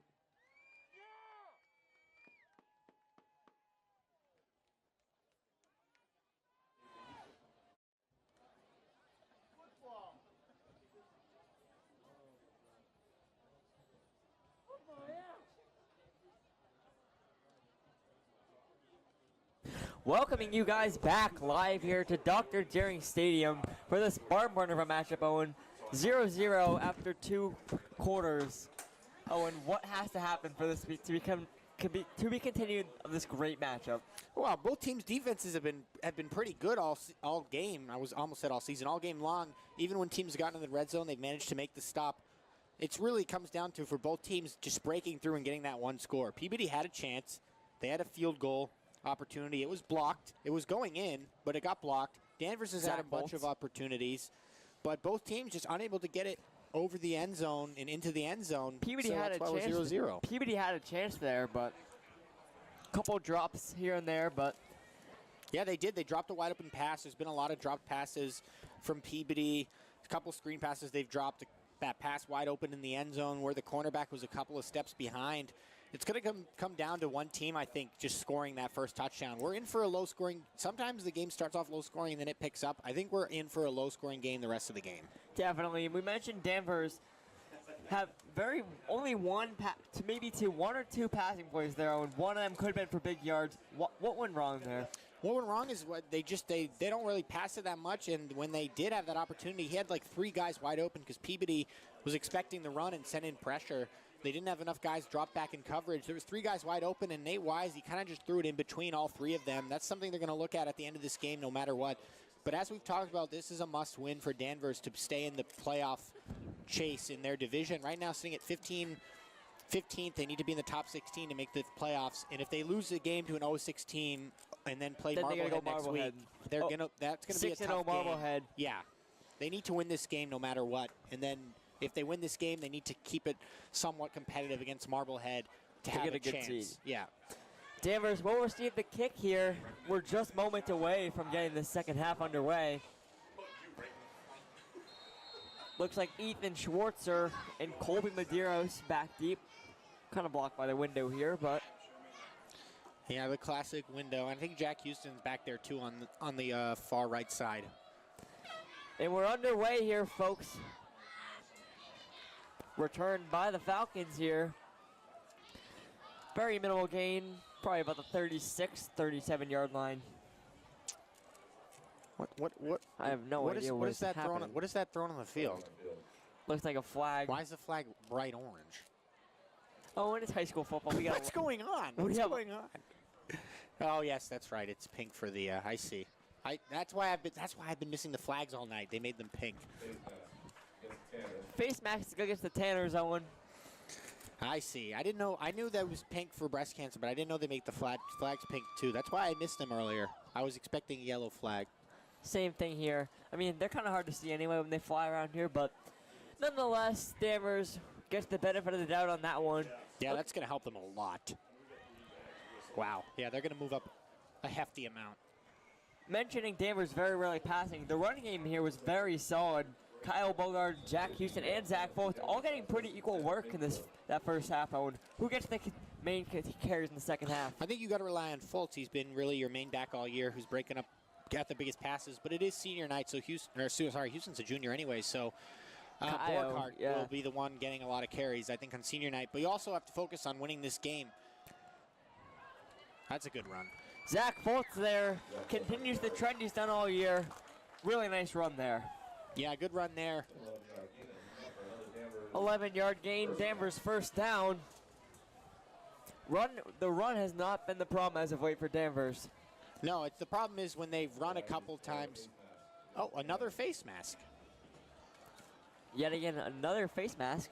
Yeah, Peabody's really driving Danvers down the field right now. Yeah. Not a good way to come out of the half if you're the Tanners. But the thing with Danvers is they run it like 6 or 7 times, and then 6 or 7. and then they get stuck, and then after they run it so much, Peabody knows what's coming, and it doesn't end well. Yeah, and you can't let that happen on this drive, especially with these two face masks basically taking you 40 yards down the field. You got to need capitalize on that mistake. You need to. Let's see the ball go in the air and see if Nate Wise can redeem himself for that very unfortunate. And that will not happen here, but we know what will happen, a very positive run gain. Yeah, Houston right there got the pitch from, I believe, Foltz. Worked out well. They're going to get a good chunk. Second down. Gain of 6, so in 2nd and 4. Inside the 10 or 20. I don't know what's going well here. The Peabody defense helping out the Falcons or the solid runs? Yeah, it's been a bit of both. I mean, 2 face masks in a row. Usually don't see 2 in a row like that on back-to-back plays. And fast face masks capitalize very big yards here. Yet another run. Now we're starting to creep into that territory of Peabody knows what's coming. We've seen it time and time again. Yeah, they are creeping to that territory. It's going to be a 3rd and 1, but you need to not go backwards on this play. You can't get stopped in the backfield or else that's going to absolutely kill the drive for you. We'll see what Danvers has drawn up. I'm thinking they're going to do a similar run up the middle and just try to get that If yardage. I'm Danvers, I'm looking to pass the ball. If I see nothing, I'm throwing it away, and then I'm going for it on 4th down. I wouldn't hate that either. Worst comes to worst, maybe Nate Wise can scramble for that 1 yard, but at least change up the looks. They've ran away too much. But that will not end. Yeah, the snap was dropped right there by Wise. That was not what you wanted to happen there, but maybe they can get a field goal going. I think they're just going to go for it. Loss of a yard, 3rd and 2. Fourth and 2. 4th and 2, yep. It's unfortunate. Someone's limping off the field here for Danvers. Looks like Nate Wise. Yeah, that's not good. That's not good, Owen. No. I don't even know who the backup quarterback is on this team. There's quite a few of them listed here, but Yeah, we'll see who comes in. Someone's going to have to come in for at least a couple plays or more. Nate Wise still down right now, getting checked out by the athletic trainer. hopefully nothing big, because that could be a big blow for Danvers. As this is a must-win game, Owen. They need their best guys. Yeah, but they can still win this game no matter what. Both teams are really in this game no matter what. You still have a 0-0 game. You're in the 3rd quarter already. Yeah, we're thinking Tyler Moody, the sophomore, might be taking over, but we'll see who comes in this game. It might be number 4. Are they putting Caleb Holzer in at quarterback? Oh, 16's warming up. 16's warming up on the sideline. We have yet to find a quarterback in this. There he is. Yeah. Yeah. Looks like Tyler Moody. Yeah, sophomore Tyler Moody coming in on a big 4th and 2. Big play here for the kid. See if he can live up to the standards here. And that could not have gone much worse, Owen. No, that couldn't have gone worse. That happened with Nate Wise in the last play. Right there, you fumble it, and that's what happens when you run the same play over and over on the same short yardage gains. Tough break there for Tyler Moody, having to come in such a big play in this game, but that snap, that cannot happen, Owen. No, especially on back-to-back plays. The one previous, unfortunately, Nate Wise got hurt on it. That's just unlucky, but the snap was dropped by Nate Wise, too. It's dropped there by Moody. They're lucky that it wasn't scooped up. Especially when you're that close, like almost like a under center, that cannot happen. Mason Ellsworth with very few mistakes this year, but that could prove to be a costly one. Yeah, especially in such a low-scoring game. We've talked about it. Now Peabody's going to get to take over. Back to the positive side here, the Danvers defense. But surprisingly, the 0-6 Peabody has had a very solid offense. Yeah, they have. I know they haven't scored, but they've put together decent drives, and they haven't turned it over as well. Looks like we have a whistle. We've had quite a few of those to start the second half. Yeah, that's going to be, I think, an offsides or an encroachment on the Falcons. Offsides on the Danvers. Or on Danvers. All good. I know what on the Falcons, you could say. It's all good. Couple times jump in there for the front defensive line. We've seen that a couple times, but penalties got to clean up here if they want to stick to this low-scoring game.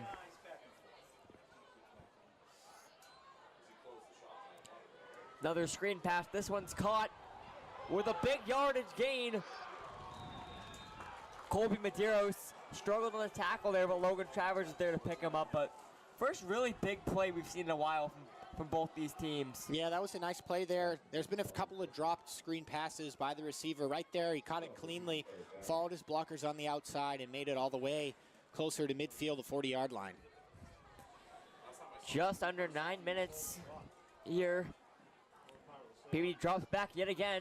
A little high, but still caught. Yeah, and we've seen that play over and over again. Peabody trying to pull him through, and he gets a couple more yards. Dooley on the catch again, Owen. That's the main target. Yeah, we've seen him run that same exact comeback route, kind of place himself in the middle of the zone coverage. That's a tough play for the defense, though, but you got to find a way. Yeah, now Danvers, we need to see them send coverage. When they've sent coverage, they've got in on this quarterback, made him flush out, or they've gotten that big sack earlier in the game where they made it a 3rd and 16. Now it's a 1st and 10.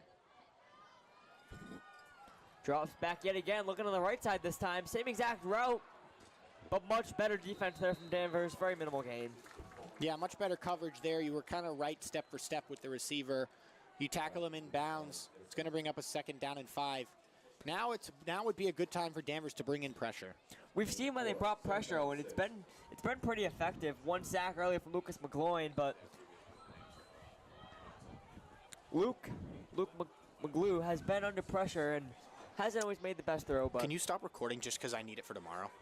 Thanks. Sorry for that. We got some big games tomorrow too. We got senior night in soccer here in the booth. We're in senior land here. We are. Looking deep down the field. That one's gonna hit the ground. Once again, though, not a bad route. He came back. It was just a low throw. They've had a lot of good comeback routes. Now it's a big 3rd and 6. McGlue's looked very comfortable, Owen. Danvers has to disturb that comfort. Put a little bit of fear in his mind. Not always send the blitz, but know it could happen. Yeah, you can always fake a zone blitz too, or fake a blitz too. You can bluff it, drop back in coverage. 3rd and 6, we can expect Peabody to air this ball out. I think they've had more pass attempts than Danvers has seen all year, maybe. Yeah.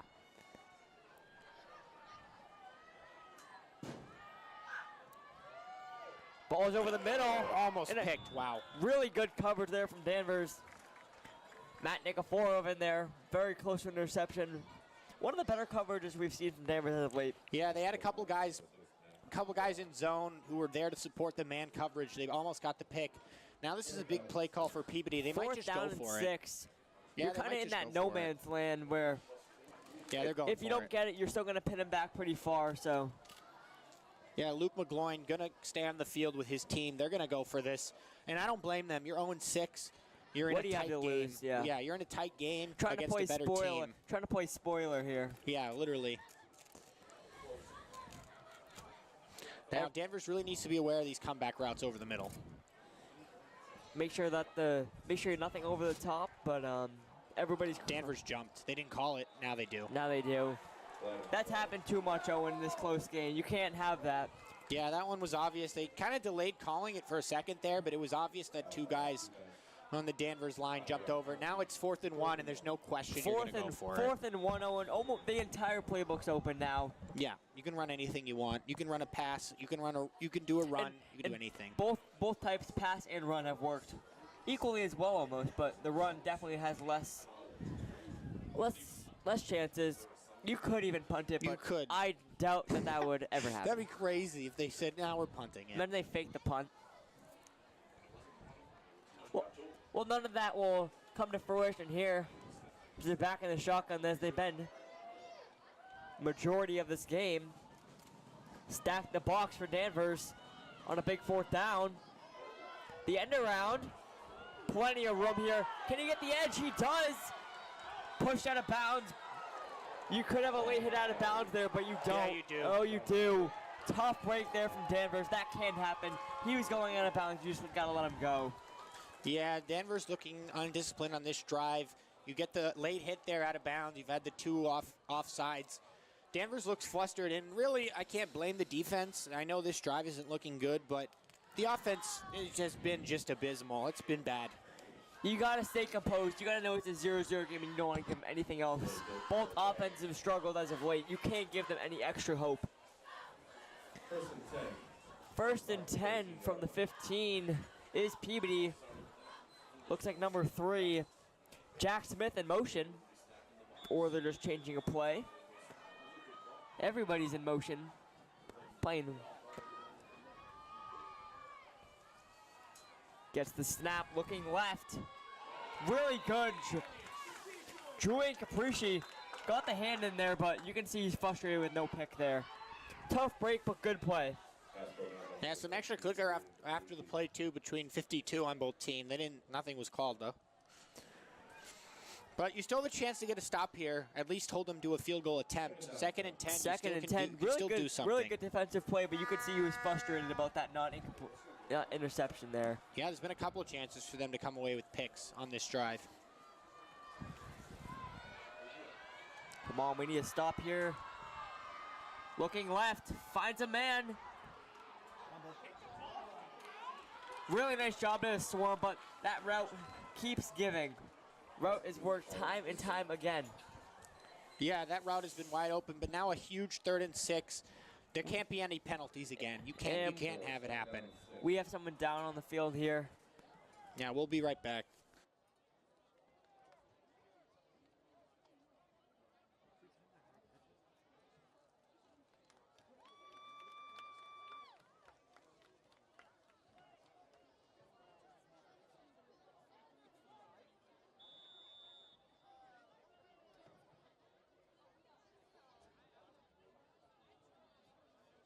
Coming back in here, folks, 3rd and 6. Clock is now running in this game as their quarterback comes back on the field. Parker, big 3rd down. Big 3rd down here, 0-0 game. Under 7 minutes to go in the 3rd quarter. Injury update from earlier. Looks like junior captain Dylan Kinney is currently on crutches, so he looks like he will not return. That's going to be a big loss for the offensive line here. But back to defense, Owen. Big play here. Drops back. Really good hit there.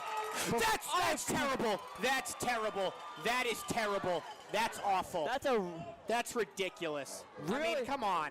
That's a good clean hit. He has the ball. There's nothing wrong with that. That's terrible.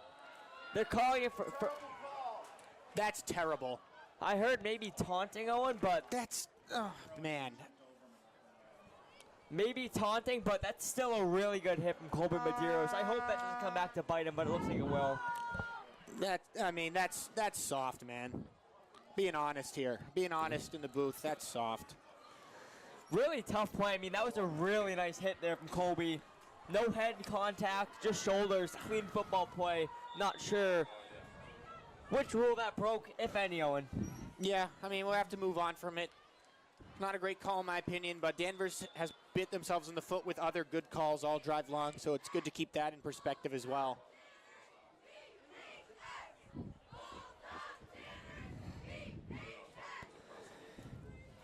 Benefit of the doubt there from the Tanners. 6 minutes, 31 seconds to go. Denver 0, Peabody 0. Peabody looking for their first win this season, Owen. Right on the doorstep from their first touchdown. Yeah, getting bailed out there by that call. Gonna give them Danvers timeout.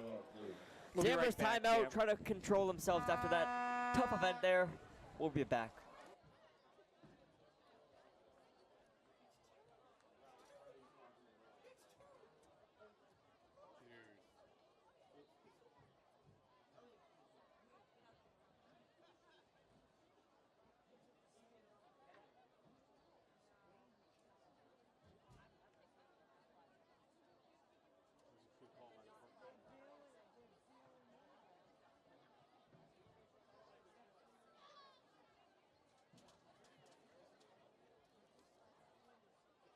There's 2 hours left on that.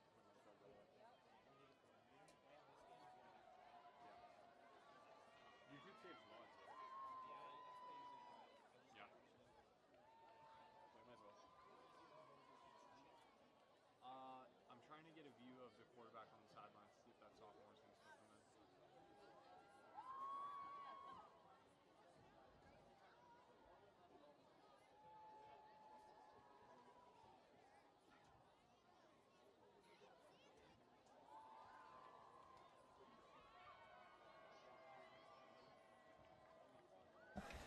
Tough break there from Danvers. We'll move on, but they have to find a way. At least just a field goal, but see if they can battle back. Good time out there from Ryan Nolan. Emotions were high in those couple of seconds. Try and control the boys. Get them back together for a big 3rd and 1. Yeah, this is big. Well, shouldn't it be an automatic first down? I don't know. Regardless, it's listed as a 3rd and 1 here. Peabody with the run. Really good stop there from Danvers. He goes nowhere. The front 7 stood up big, Owen. Yeah, they did right there. That's a big stop. Colby Medeiros made that tackle. Colby Medeiros making up for that late hit there last time, but loss of a yard, 4th and 2, Owen. I think Peabody goes for it. There's no reason not to in my mind. Yep. You tried a field goal earlier. It was blocked. You got to go for it. You are correct, Owen. Luke McGloin will lead Peabody out here with a 0-0 game, just under 6 minutes. 0-6 Peabody Tanners trying to play spoiler Owen to the Danvers Falcons. Yeah, Danvers needs this win. There's no other way around it. Luke McGloin in the back, drop back here. Press coverage in the line. Pressure will be coming. A big 4th down here, 4th and 2. Here we go. Rolling to the left to pitch. And he's in. Tough break there for Danvers. Peabody strikes first with a 6-0 touchdown with a nice pitch play there, but very unfortunate event there from Danvers. Now it's going to see, Owen, does Nate Wise come back and how does the offense look? If he doesn't, hopefully he does. Yeah, I think regardless who comes back, I know I'm beating a dead horse, but you need to start passing the ball. You have to. You have to start passing the ball. The run plays have worked getting you down the field, but once you get closer to the red zone, Peabody stacked the line, and nothing's worked. You need to pass the ball. You have to. Like, for the last, 3 drives, they've been inside the 15, and they've got stopped. Yeah, and it's also their own penalties have killed them, too. But and they've also eventually you're going to go outside, They've too. got the benefit of the doubt from Peabody, and they just couldn't capitalize. Yeah, they had 2. Peabody got 2 face masks. Extra point is good. Extra point is good. Peabody 7, Danvers 0. 3rd quarter of action here, 5 minutes, 30 seconds to go. Could that be the deciding factor here? In this type of game, yeah, definitely could. Danvers has to come up with something. New offensive coordinator here. What can he draw up, Owen? He's got to drop something more creative. I mean, that's just a simple fact. The run plays have worked. There's nothing wrong with the run plays that they run. They work. But if they're not going to work when you get closer to the end zone, when it's more condensed and the defense is allowed to take over more of that field and really dig in their heels, you need to start passing. You had that great passing play that I know it didn't work, but you had guys wide open. You got to try it again. That's what you got to do. You catch them off guard like that play did. The first play, you just chalked it up to a good play by Peabody, but second play, you got to build off of that, which Danvers has not done. No, and I understand they're 2 divisions higher, but this is a must-win. You can't be losing against a team that's 0-6 when you're 4-2. You have to win this game. Very winnable, too. You've seen aspects of this game that they could capitalize on, and they just haven't. Danvers will receive here. Ball is on the ground, and he'll just fall on it. 5:29 to go. Danvers down by 7. Yeah, and we'll see if Nate Wise comes back on the field. I mean, it looked pretty bad. He wasn't getting up, so we'll see who comes out. Max Brown will cover up the ball. And the Falcons will start 1st and 10 on their own 28. 1st and 10, 28-yard line, Owen. Yeah. It's definitely getting chilly out, too. It's quite cold up here. Nate Wise is out there? Nate Wise yes, is back. Good. All right, well, you got your quarterback. You got your quarterback out there. Let's see what you have. Good old trusty Houston run here.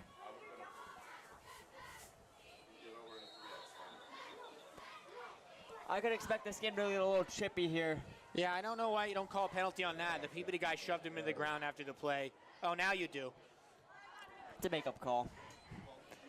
Why is the flag yellow now? What happened to the pink one? What's going on? They ran out. The pink wore off. Very strange events here in this game, Owen. Danvers gets the benefit of the doubt on that call, but... And once again, Pete, you got to take advantage. We talked about it. Last drive, back-to-back face mask calls against the Tanners. Almost 40 yards in penalties last drive, and they were not able to capitalize. Yeah, you had 2 back-to-back botch snaps with 2 different quarterbacks. 2nd and 6. Danvers has to find a way to get something here. Yeah, I'm getting shivery, man. On their 47-yard line, that moved them up almost 25 yards. Jack Houston, really solid run there. Keeps getting the push. He goes backwards. Mason Ellsworth was behind him, got in the way. Yeah, good start here for the drive. You get that good penalty call after Jack Houston gets shoved into the turf after he got a couple-yard gain on a couple plays ago. Gain of 8, 2nd and 2. This is where I look for Nate Wise to air it out. Yeah, I'd like to see You're like in the middle of the field, so a sack will not be the end of the world, but you got to find something, man. You can't have this another drive stall out. No, it's getting to the point. You're getting late in the game now, almost close to the 4th quarter, under 5 minutes in the 3rd. This drive is so critical, being down 7-0 in this low-scoring affair. Here we go. Nate Wise dropping back. He has a man. It is a touchdown for Danvers. Jack Houston. Finally, we've seen it. That's a big play for Danvers. That's the same play, too, that didn't work earlier. It works. We love to see it. Great play on we called it. We said we got to pass. What they do, they pass, and it worked to perfection there. Danvers capitalizes. Oh, and the score is 6-7. So, oh, my gosh, the score is 6-7. Yes! We love that. 4 minutes and 1 second to go. Colby Medeiros out to kick for the Falcons. Big extra point, to be honest. Kick is good. The snap. No good. No good. He missed the kick. It's all right. It's still 6-7. It is still 6-7, folks. 3rd quarter, we have a score. Owen, passing the ball works when you do it well. Yes, that was the same play, too, that failed earlier. I'm not going to blame Nate Wise. Unfortunately, there were so many guys open on that previous play they messed up on. Right there, same play action, 3 guys wide open in the middle. Jack Houston got the ball. He stumbled a little, but he managed to stay on his feet, found the end zone. That's a big play from our Cherry Hill hero. Jack Houston. Make sure to go get yourself some ice cream, Owen. It's quite cold, but ice cream will settle your nerves. Yes, and ice cream is great. Head there after the game if you'd like. Peabody fan or Danvers fan. Anybody is welcome. They don't deny. No, they love everyone there. Danvers has to build up this momentum here. Let's go.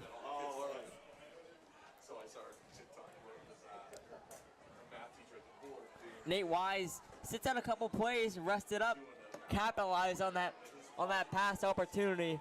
Beautiful. It's clear I need new attachments for the mics. I'm so crackly. I'm trying to keep it in. It's not working very well. But I know the mics are still working, but I'm sure you can hear that. Test. Yep, we're Yeah, good. It's just crackly. I can hear myself out of one ear at least. Well, regardless, that's what we wanted to see. We've been begging for it. It worked really well right there. A huge play action left Jack Houston wide open. Danvers, we've said time and time again they got a pass. What they do the pass and it benefited them. A little squid kick here, very interesting. Danvers recovered. Danvers recovered it. What a play! It worked out. Best onside kick. Masco tried it countless times, and Danvers tried it now. Owen, the tide is flipped. Yeah, the momentum is shifting. This is what you need from Danvers. Now you can And settle we have yourself. hold yourself. We have a flag on the field. Oh no, it's a pink flag. Pink flag on the field here. Flag on the field. Hold your horses, folks. I wish the refs were mic'd up. And the big call. I am very confused here. Yeah, me too. Looks like the Danvers offense will stay on the field. Yeah. Danvers recovers the... Let's go. Here we go. Here comes the Falcons offense back. Get a little run going here. In a really solid run. Yeah, Danvers right now also, both teams have been chippy in this game. They've had some unsportsmanlike. It's really going to come down to as well which team keeps their cool. Gain of 9 there, Owen. Really solid run. We've seen the runs really work, so if we can get another dimension of passing, then this will be quite well. Yeah, Danvers, another opportunity to come away with points here. You missed that extra point. Nothing to worry about now. It's in the past. You're only down 1. You can do this. You can get a score on this drive and bring yourself either back further into this game, more momentum, more scoring. See what Nate Wise will do. He drops back. He has push on his left side. He finds a man. What a catch! What a Jack catch! Houston! Oh my! Jack Oh my! Houston with a beautiful one-handed snag. Looking like his favorite receiver, Odell Beckham Jr. Oh my! Jack Houston, the Cherry Hill star, Owen. Oh my! That looks just like the black cherry ice cream he caught the other week ago. We filmed that ad. Oh my God! Such a great You were catch. manifesting it, Owen. That's being clipped later. That's being clipped. The pass works again. What do we tell them, Owen? We are going crazy up here in the booth. Yeah, this has been a great. The game started off slow. And then it he looks in? like he might be He's in! in. Danvers touchdown. Let's go. Zach Bolts. Nice play there. What a turn of events from Danvers, Owen. Yeah, An now- onside kick, Wow. a one-handed catch, and a nice Zach Bolts touchdown, which he's done countless times this year. 12-7 Danvers with just over with exactly 2:40 to go. And they look at the going for 2 to make up for that missed extra point earlier. Yeah, this is big. This is really big. Nate Wise, man of the people here after getting injury earlier. He's battling out there. He is. He got that, help from the trainer. Looking good. Now going for 2. Looks like they're not in. Regardless, though, you don't get an extra point. You go to 2-point conversion. You don't want to worry about that. You have the momentum right now. 2 great passing plays. Danvers takes the lead on, what did we say? 2 big passing plays in the last 2 drives, Owen. We're pretty smart up here. Yeah, and it doesn't matter if you're playing a team that's 0-6. Obviously, they're a very competitive team, and they have been in this game. Haven't been all season, but this game for sure. And when you start passing like this, it really builds momentum for your quarterback going into future games. I mean, And puts trust in Ryan Nolan, knowing that if we have to throw and when we have to throw, we can do it. yeah, and especially this game's far from over, but regardless of what happens, you need to build momentum going into next week's game. It's going to be a hard one.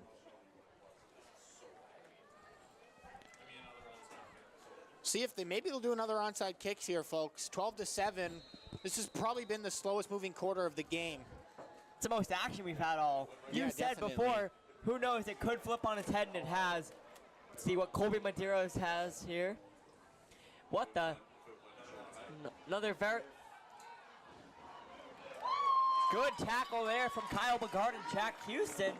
But very interesting formation there, Owen, but Peabody retains possession.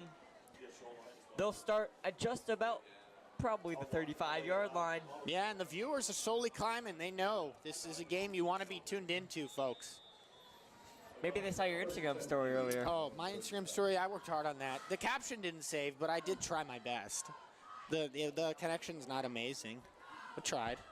Not the top-notch setup over here, as you can tell, but we're making do. We're bringing you the best that we got. Yeah, we got the pink scoreboard for breast cancer night as Peabody takes the field. Peabody out in the shotgun like they've been most of the day. Most of the night, I should say. Just about Halloween, Owen. Almost. Little trickery in the backfield. They go with the run. He gets to the outside. He's streaking down the sideline. Just pushed out of bounds. Make sure you push him out gently. Number 1, Chavez on the carry.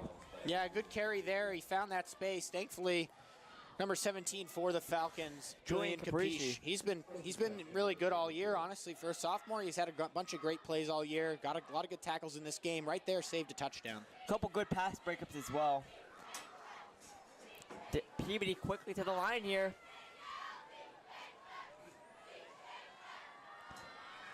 Drops back, looking left, finds a man on the curl route. Really solid tackle there by Julian Capiche again. Yeah, he's really good in coverage right there. I know the pass was complete, but you kept it to a 5-yard gain. You're keeping the ball in front of you. That's what Danvers has to do. Keep the ball in front of them, keep them in bounds, keep this clock rolling.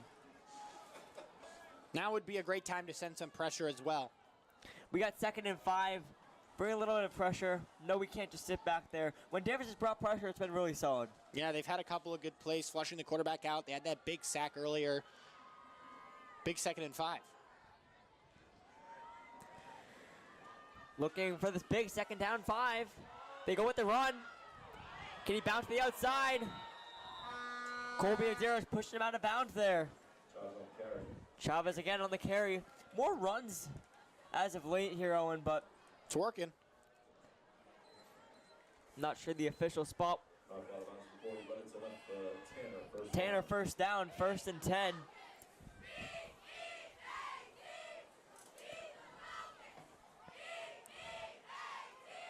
Little substitution here from Peabody to slow the momentum down, but what a great quarter so far, Owen.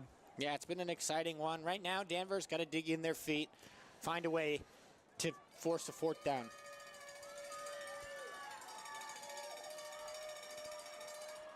McGloin drops back, has time, a little bit of pressure, finds a man in the middle and a big hit. Ethan Schwartzer with a big hit. Oh my God! Tough break there. Ethan Schwartzer looked like a solid hit to me, but the refs are having nothing of this tonight. That's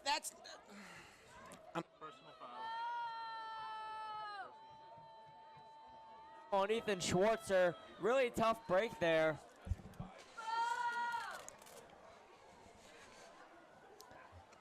In through the mouth, out through the nose. We got to breathe here.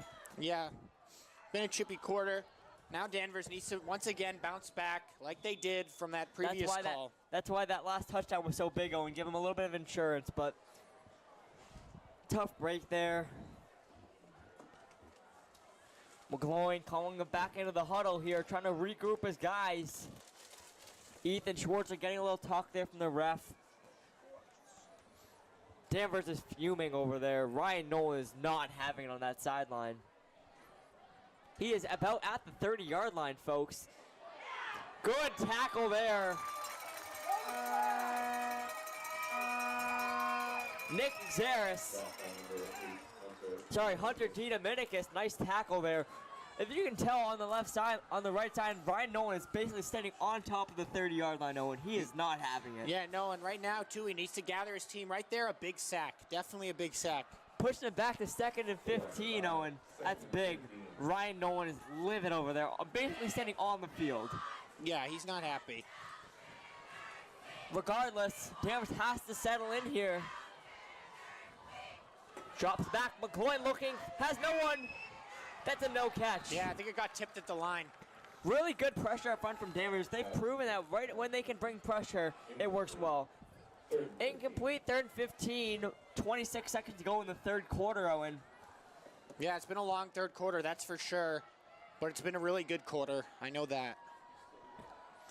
Tanner's with an opportunity here on 3rd and 15. Falcons also with an opportunity. You can't get lazy here, though, because Tanner's has proven they can throw the ball. Yes, quarterback has been pretty good all game. Danvers has been better in coverage on this drive. Right there, they tipped the ball at the line. They weren't able to get that comeback crow route on the outside around the 20-yard line. Looks like timeout. Timeout, Peabody. We'll be right back. He's been losing his mind. Yeah, I'm just keeping the camera on him.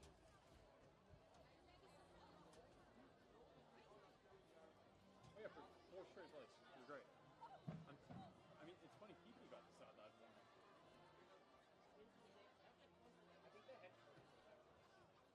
You can get away with it a little, but that's just... Yeah. That's fine.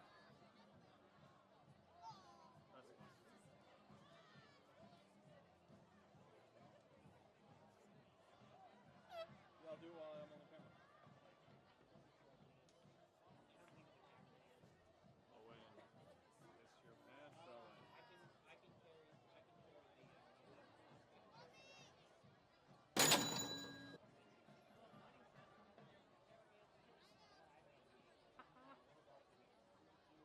Coming back in, folks.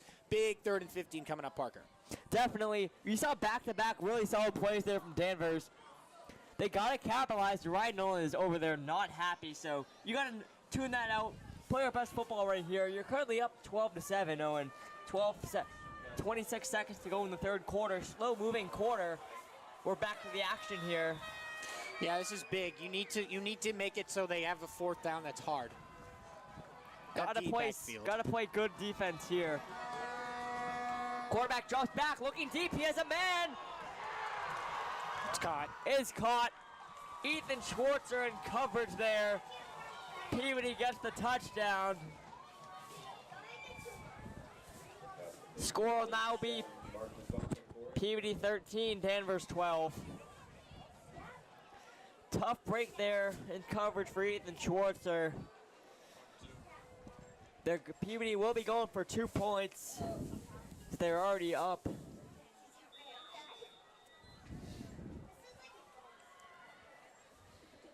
Danvers getting their... Dylan Kinney's absence on this O-line has been felt as of late. Very minimal pressure, but here we go. Big 2-point conversion as Danvers, they'll try and push to the 3 points, Owen. Very interesting formation. Haven't seen this one yet. The run, little end around. Oh, the fake trickery, and it works.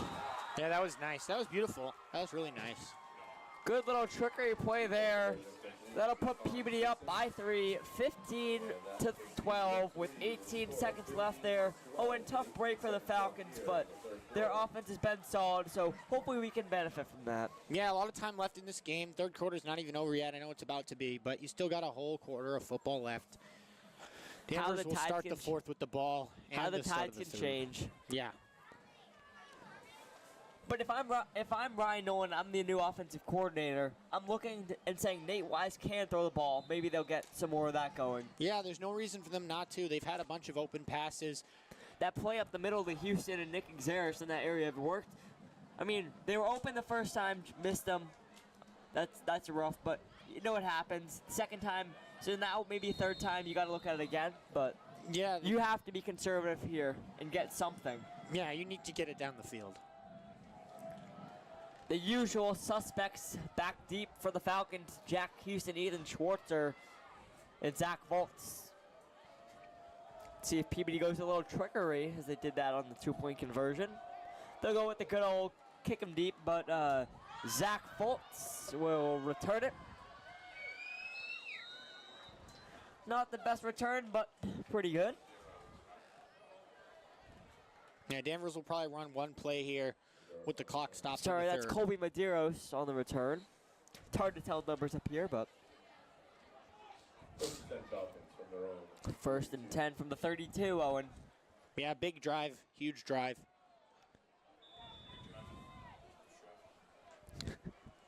Huge drive as told us by cameraman Timmy. Thanks for filming. Yeah, thank you for filming tonight's game. It's been a good one. 1st and 10. Little pitch to Houston. Can he find a lane? He could not. Good gain, though. And that should take us to the fourth quarter, Owen. 15-12. And it will, 15-12. Danvers has the ball. Let's see what will happen here. We'll be right back with you. With a score of Peabody 15, Danvers 12.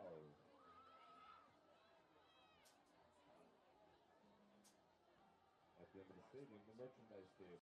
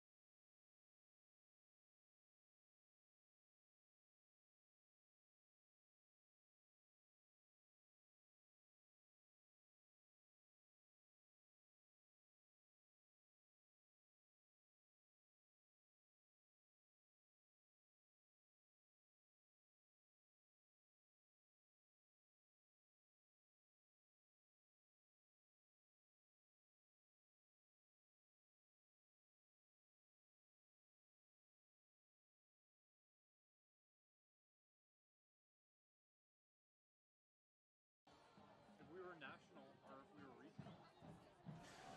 Coming back in here, folks, to start the fourth quarter. 12 minutes of football remain. Danvers has the ball close to midfield.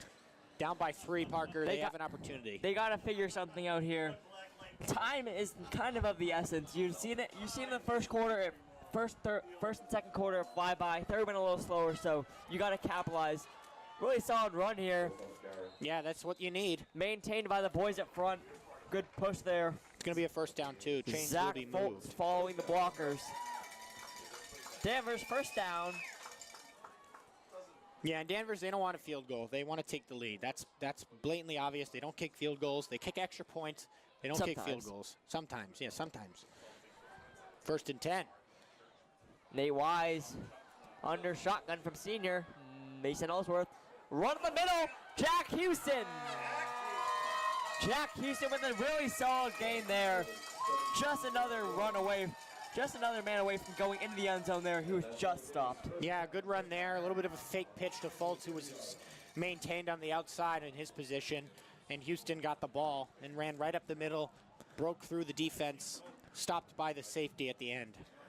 All right, this is about where they start to stalemate the offense, so let's see how they respond here. Right about here is where their runs don't work, and we'll see what happens here. And I'm wrong. The running continues to give here, Owen. But that's what happens when you have these passes, your last couple drives. Peabody's not quite sure if you're going to pass it again, so they may have a couple guys off the line, drop that back in coverage, so that allows you to run it. This is what I've been wanting to see. The run, I don't have an issue with the run in general. You just have to mix it up. You have to mix it up a little bit, even if it's just like 3 or 4 like we saw. Now Peabody's thinking about it. They're in there, they're thinking about it. First and 10. Looks like we have some stoppage here. Timeout Danvers. Timeout Danvers. 10:35 to go. Peabody, actually, I think. Timeout Tanners. Tanner, sounds like Danvers. 10:35 to go in the fourth quarter. We'll be back. Peabody 15, Danvers 12.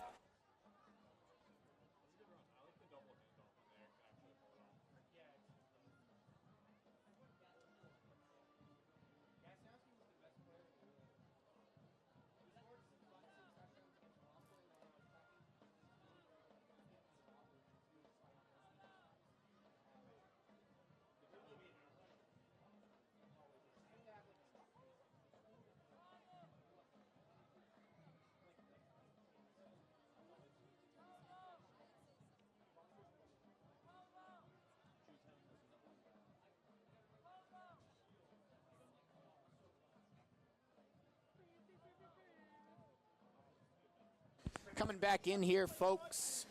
10:35 remaining in the fourth quarter. Danvers down by 3, coming out of the timeout for the Tanners, who have 1 timeout remaining. Danvers has 2. Parker, Very good here we go. runs. Very good runs in succession, but this part of the field is usually where they tend to stall out. But even with those pass plays, it's still in their mind. And we get a good push up front. Jack Houston yet again looking like the main back tonight, Owen. Yeah, he's had a really good game. He had that amazing Odell catch on their last touchdown. Too bad we don't drive. have replays, but no, but we'll be clipping that later, I'm sure. I'm going to be clipping that and watching it later. I know that. Jack Houston's probably going to want that for his huddle highlights. So Oh, absolutely. I want to have that and watch that again. That was sick. 2nd and 1. 2nd and 1. Falcons in the red zone. Zach Foltz. He's in. Zach Foltz in for his 2nd touchdown of the game. Danvers responds there, Owen, very critical. Yeah, that was a critical drive there. You didn't panic. You had those couple of calls that were questionable. You let Peabody score a touchdown on the outside on a pass where you got Burton coverage. Colby Medeiros out to redeem himself for the missed kick last time. This could be a big kick here, and that could put him up by 4. Yeah, you want to get above a field goal. You want to force a touchdown. Colby got it. Oh, he missed. Oh, Looked like he had it. it's kind of deceiving from here, but nonetheless, Danvers has a 3-point lead, Owen. Yeah, you still want that 3-point lead. Our views are actually climbing. People may be tuned down. They're like, oh, wait a second. Well, we have 100 concurrent viewers now, 480 total. On cable, I have no idea. If you're watching on cable, I respect that. That's pretty cool. We just don't have access to Yeah, that. I don't know. I can't tell who's watching. So if you're watching 480 there. total viewers, 97 concurrent viewers, so thank you. Yep. Perfect time to mention, Owen, it's ice cream. Even though it's a little chilly, there's nothing wrong with ice cream. It's going to get even chillier soon. You can always get a shake. Oh my gosh, I could go for a shake, but I need like food too. But I could go for ice cream. It's never a bad time for ice cream. Never. Especially thanks to Cherry Hill. Always. So that was a quick drive for the Falcons coming out of the 3rd into the 4th. Probably the quickest drive all year. Yeah, that was a good one. Colby Medeiros to kick it off. Now we need to look for the defense to stay composed. We know you've had some calls you don't agree with. Doesn't matter now. You're up. Reset. You need to be composed. Yep. Reset. Exactly. Going to be an onside squid kick. Very interesting. Oh my God! He almost had it. Wow. Very interesting there. I couldn't tell who that was. He almost had it. It just, unfortunately, it was on its side. The football, it looked like it flew out of bounds.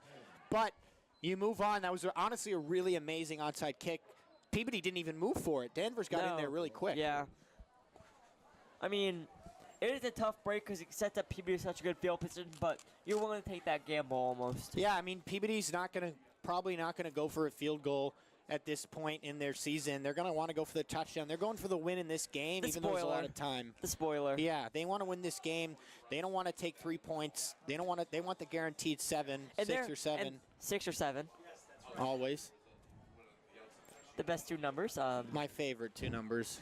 But Peabody's offense has looked very solid, so they definitely can't take this easy and have to continue to lock it in, as the boys would say. Picked off! It's a pick! Cut it back all the way! Looks like Julian Capricci with the pick. Yeah, he's been great all game long. He's had a couple of times where he stopped them on short passing games. Julian Capricci, probably the best defensive player tonight, Owen. Yeah, he's been great. He's been really underrated. I know we talk about Jack Houston, we talk about those guys, but he's had a great sophomore season. He'll be back for 2 more years at least. Obviously, 2 more years. So very key piece for the Danvers future. Yeah, and he is blossoming here today. Yeah, he's had a great season. This is really his breakout game, though. Big pick right there. We love to see that. And it sets up Danvers for a chance to try and get some more points, Owen. Absolutely. This is big for the Falcons. Maybe a little passing touchdown here. I'd like it. Here we go, Nate Wise fighting through the elements here. Zach Foltz will get the carry. Blitz to the hole, but couldn't get through. It's close. He's close, though. Props to Nate Wise. He's been battling here tonight. Yeah, he really has. He had that injury. He was down for a little bit over on the Falcons side of the field near the athletic trainer. He battled back. Nice pass there to Jack Houston. Oh, my gosh. Which one? We talking about the touchdown or the Odell? The Odell. Yeah, both were nice, but the Odells will get the views. I think Jack Houston will watch the Odell one more. Looks like Zach Foltz following the blockers, like he does so well, Owen. Yeah, he's a very patient runner, but yeah, he is, which is good. That's sometimes high school runners just try to run through everyone. Yeah. Just under 9 minutes to go here from the 1 yard line.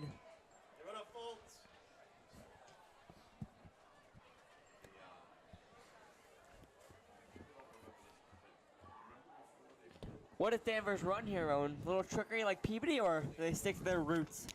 I think they're going to stick to their roots. You don't need to throw it this close They threw it in the right spots earlier on drives when they were a little bit farther. They're so close. There's no reason not to try a couple runs. Yes, 1st and 1 on the. It's 1 and 1. Here we go. Nate Wise with a tush push. Houston's in. Sorry, Houston there. Jack Houston capitalizes for a touchdown. 24-15 Danvers. Yeah, we love to see that. With That was nice. 8:27 to go. Be interesting to see if they go for 2 here, Owen. Just because of the lack of kicking as of late, but looks like they still have trust in Colby Medeiros. Yeah, I don't think it's a bad thing to let him try the kick. You don't want to just give up on him kicking. He's had games where he's been 5 for 6, 6 for 6 this year, so let him kick Has that. he ever been 6 for 6, 7? 6 Oh, for 7? my. That one looks good. Yeah, woo! Nice job, Colby. Danvers 25, Peabody 15. That's a big drive to go up by 10. Oh, we got the bell. Some sound effects We here. love sound effects here in the booth. 8:27 to go. Danvers 25, Peabody 15. Danvers able to capitalize off that interception from Julian Capricci. Yeah, that was lovely play there. That's a big momentum changer. You're up by 3. It was still feeling a little bit tight. It still Now is you're up by It 10. still is a close game, but that really helps take a little bit of weight on your shoulders. Now you can rely on your defense when you're up 10 instead of 3. Keep everything in front of you and try and keep them in bounds. And Yeah, you want this drive for Peabody to take as long as possible, but you also basically. can't give up on them because Peabody has been able to strike. Yeah, this has been Peabody's best game all year. That's no question about it. Even though they're down by 10, they've had a rough season, but previous 3 seasons, 10 and 1 and 10 and 1, I believe, and then they went 5 and 7. Yep. So this is really just an anomaly of a year for Peabody. Probably lots of guys graduated. They're still in this game. We'll see what happens the rest of the way. What kind of kick did they go with, Owen? Back-to-back onside kicks they've worked pretty well. They've been good onside kicks, so we'll see what happens right here. So honestly, it's so unpredictable. I wouldn't have an issue with anything, but I think they're going to kick it, like do a squib kick or kick it deep.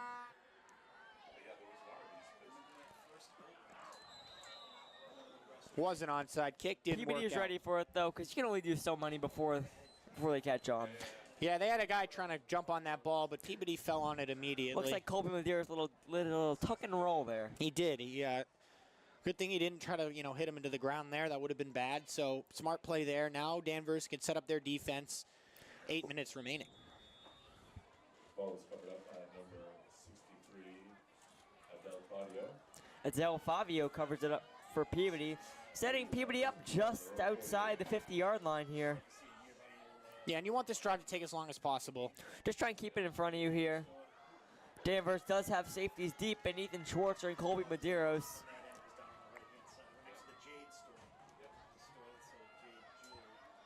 Little pitch play from McGloin.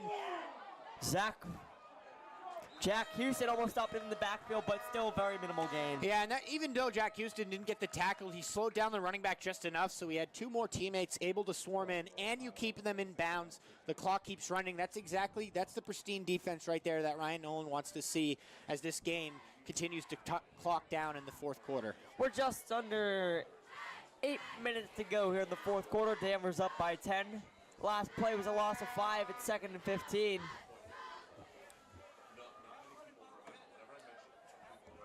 Yeah, that's a big play there. 5-yard loss for the Tanners. Falcons did exactly what they needed to do on the defensive side of the ball right there.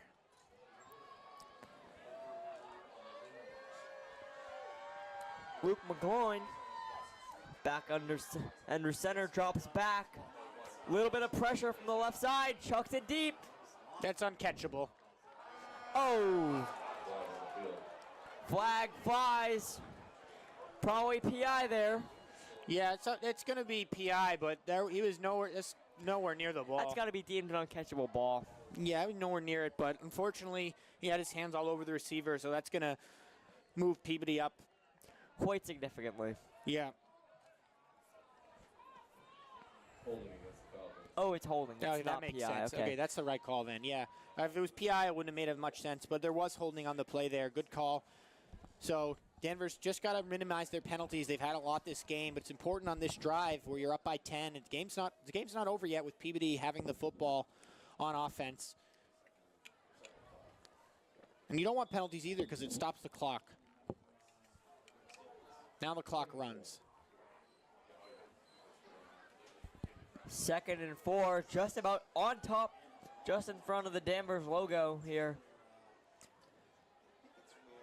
On this brisk fall evening here. McGloin under center, drops back, pressure in his face. He gets out of the way, he covered the ball and will slide down. Good pressure from that right side of the offensive line for Danvers. Yeah, it's going to bring up a big Only a gain of a yard, still 3rd down, but Danvers has got to find a way. Yeah, and way to keep the quarterback too, not letting him get too far outside or out of bounds. And keeping him in bounds is very crucial at this point. Absolutely. Again, Danvers has been able to control defensively, but Peabody still has their outbreaks. Their quarterback looks very solid tonight. Drops back yet again, looking deep. Really good coverage there from Medeiros. Got the hand in there just in time. Yeah, he made sure not to interfere with the receiver who had a chance to catch that ball. He waited till the last second. Pretty good ball there from Luke McGloin. Oh, really nice ball. It was perfectly placed in the breadbasket. Medeiros just had an opportunity because of the floatiness of the ball there to get his hands in at the last second and do a pass breakup on the play. 4th and 3. Peabody's obviously staying on the field. Oh, and you kind of have to. You're down by 10, 6 minutes. You have to go here. Yeah, you have to go for it. There's no choice. Way too deep for a field goal, and it does you no good to punt it down 10 with 6 minutes left. Here we go. Cowbells are ringing here. McGloin drops back, looking deep. Go back to the good old trusty curl. It works well there. Yeah, good composure from the quarterback. He didn't panic on 4th down. Found his man on the outside. Who turned upfield. Dario Santos, the one that pushed him out of bounds there. Stop the clock for Peabody. Flag on the play. Yet another flag here. Looks like there's an ineligible man downfield will benefit the Falcons. But it's going to be a 4th and longer now, and Peabody's still going to go for it. There's no reason not to again. At this point, you're going for it until the clock hits 0. Owen. Yep. 4th and 8, Owen. The yards in Danvers' favor. Just got to keep in front of them, and if I'm Danvers, if I'm Peabody, I'm staying away from Julian Capricci, who's at the bottom of your screen. Yeah, he's been great, number 17 in coverage. He's been a good man coverage. He's been good in zone coverage. He's really been good all along. Got that pick that made those points. Peabody student section loud to my right. Danvers student section has been dead all night. But we haven't. We have been having a great time up here. Luke McGloin back to pass. Looking deep. Little jump ball. Who has it? Nobody has it. Great pass deflection yet again by Kobe Medeiros. Yeah, honestly, the receiver made a great effort on that play. That was number 7, Mark Mendoza.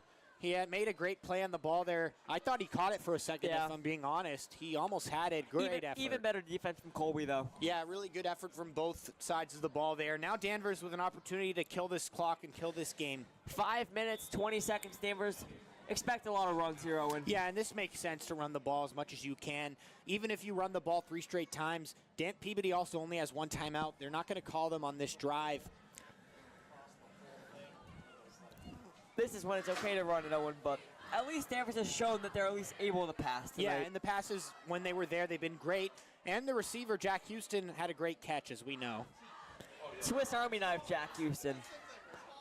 Pitch to Zach Bolts. Has a lane up the middle. Good. About probably 15 yards there. Yeah, really solid game from Zach Bolts. Both running backs, or all 3, I should say. Shout out to Kyle, senior night. Probably one of his better games of the year, honestly, but the running back, the 3-headed monster for Danvers has worked yet again. Yeah, the Celtics are losing. So I miss Jason Tatum. That's okay. Boston sports is currently taking a big hit. Yeah. Back to the action here. Zach Bolts yet again. Keep his legs churning. Yet again, another run. These teams don't like each other. Very chippy. Yeah, they don't like each other. But Danvers needs to keep cool. There's no reason to just keep get cool. hurt. Don't make anything harder than they have to be. Looks like some of our viewers are dropping. It's probably the Peabody fan base.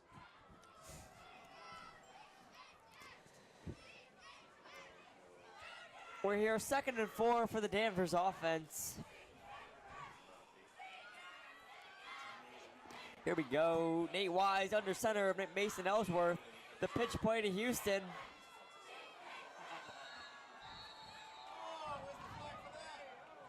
Does not work there. Jack Houston has had some great runs tonight, some great catches, some great all-around play, but that was not one of his best. No, that one wasn't great there, but it's okay. The clock keeps moving. You just got to keep moving the clock. It's going to be a 3rd down. We got a 3rd and 4, just at about 3 minutes, 30 seconds. So in Danvers, clock on their side, they just have to hold on the ball. Yeah, you just need to be smart. If you don't get it here, you can even go for it if you want to, or do a little Because you're already squibby pinning punt. them back. Yeah, exactly. 3rd and 3, 3rd and 4 here. Zach Foltz has plenty for the 1st down, and Danvers will convert, Owen. Yeah, that's probably going to do it for this game, most likely. The clock's going to keep going. Danvers 1st down. Yeah, it was a little bit of a rough start for these Falcons team. They finally began mixing it up on offense. They had those 2 great passes, exactly what we want to see. Ever since Really we good. told them to pass, I know. it's been in Danvers fashion. Ever since that Odell Beckham-esque catch from Jack Houston. Oh, that was lovely. I won't forget about that one. That'll go viral. I'm going to send it to Sports Center. Zach Foltz gets the call on the outside. Can he take it to the house? And he will. 3 touchdowns for Zach Foltz tonight. 31-15 Danvers. And honestly, when the power rankings are so important in your playoff position, that's what you need. Pile the points on, am I right? Yes, you need more points. The more you win by, the higher you go. The higher you go. And Danvers has a tough game next week, so not saying they'll lose, but if they lose, you have to win this game by as much as you can. The goal, to keep next week's game close, but these points should also help them out a little bit. Yes, it should. Colby Medeiros with the kick. It is good. 32-15 with 2:34 to go, Danvers.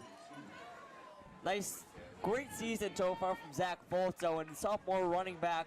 First real year on varsity, he's made a giant impact. Yeah, he has. He's been great. A little bit of an undersized running back, but it hasn't affected him whatsoever. He's powered through hits. He's powered through the O-line blocking for him. He's been great. Scored a ton of touchdowns in every game we've called, except for against Masconomet. Actually, he did score there. He at the did end. score So, there. You know but what? No one really did well. So We're we're just going to chalk it up. So yeah. Last week they had a bye week, as we know. They come in here. They're going to get this win. Practicing the passing plays. Yeah, we know that. They've practiced well. It's been good. And this one's going to be wrapped up here no matter what. Peabody's going to... We've mentioned it before, but Nate Wise battling through the elements here. Went out for a couple plays with injury. Yes. Made the play with his arm. Made the play with his legs. He's done it well tonight. Looks like, and Danvers, like we said, Danvers, they want every point they can. I think they're going to do an onside kick. Why not, Owen? 2:34 remaining in the 4th quarter. Colby Medeiros. Another squid kick. Looks like Peabody fell right on it. Yep.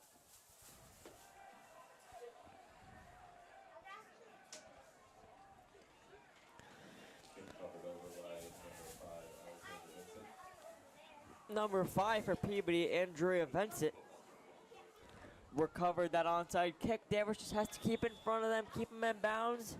Yeah, just don't do anything stupid. We should be heading to the playoffs, Owen. Hopefully, hopefully this game boosts them a couple of spots in the power ranking. I know you're playing an 0-16, but they are 2 divisions higher than you. So this should be good for them. And then you head into next week for your last regular season game against Marblehead, and you hope that one goes as well as it can. You play really hard. We've played well this year. There's only been one bad game. It's only been one bad game. And as long as you can keep it within striking distance for most of next week's game, you should set yourself up pretty well. Back to the action. I just hope it's a home game if they make it. Almost picked off. Oof. Really nice play there from Hunter DiDomenicis. Almost tipped it up. Second and 10, batted down. No gain there, Owen. The clock will continue to run.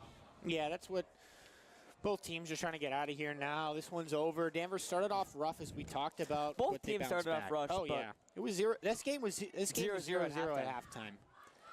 So Danvers just scored 32. Probably one of the more 24 chippier minutes. one of the more chippier games we've seen. Just get ready for Thanksgiving against Gloucester. That's going to be That's going to be quite fun. We'll have it here from you live. McGloin to the good old trusty curl route, Owen. That's worked time and time again. That's been the main form of attack for Peabody tonight. Yeah, and Peabody's going to hurry this up. They're not going to bother using their timeout. They're just going to try to get this one down the field as fast as they can with only about a minute. As this game wraps up here, some of the seniors coming in. Shout out Dylan Pinocchio, one of the seniors here. Drops way back here. Pressure for Nick Xeris. Nice block by number 1, the running back. Here we're going to McGloin run out of bounds. Clock will stop with 1:16 remaining.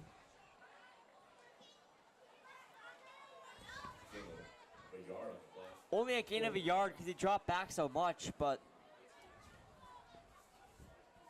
as I mentioned, Danvers putting in some of their seniors here, Owen, on senior night. Indeed they are.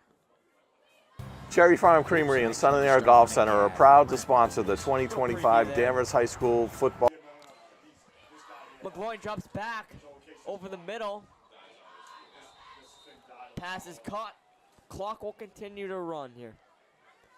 Peabody's going looks to like they use used their timeout. Hey, this is a good time to run the Cherry Hill ad. Maybe we can squeeze it in. Let's see if we can. No, never mind. We will not be running the Cherry Hill ad. You'll have to stick around a little longer. I thought they were running. I thought that was that not a timeout? I guess that was very interesting. That was very interesting. McGloin drops back deep, looking another screen pass. Really nice tackle, Julian Capricci there. Yeah, he almost killed his own teammate, but we move on. Chavez on the reception. He's had some nice screen passes tonight, but Danvers looking like they'll move to 5-2. Ryan Nolan 1 win away, Owen, from being the winningest coach in Danvers history. Yeah, and he has a chance to do it next week against a really good team. That would be a way to cap it off. Marblehead undefeated, having an amazing season. Top 25 in the state for sure. Luke McGloin scrambling up the middle. Nice tackle there from Danvers. Number 22. It's going to do it. Number 2, Juan Martinez on the tackle. That should do it, folks. Danvers 32, Peabody 15. Put themselves in very good position for the playoffs starting very soon. We'll see you next time, folks. I've been Parker Hemley alongside Owen Tambor. We'll see you next time. Have a good night, everyone.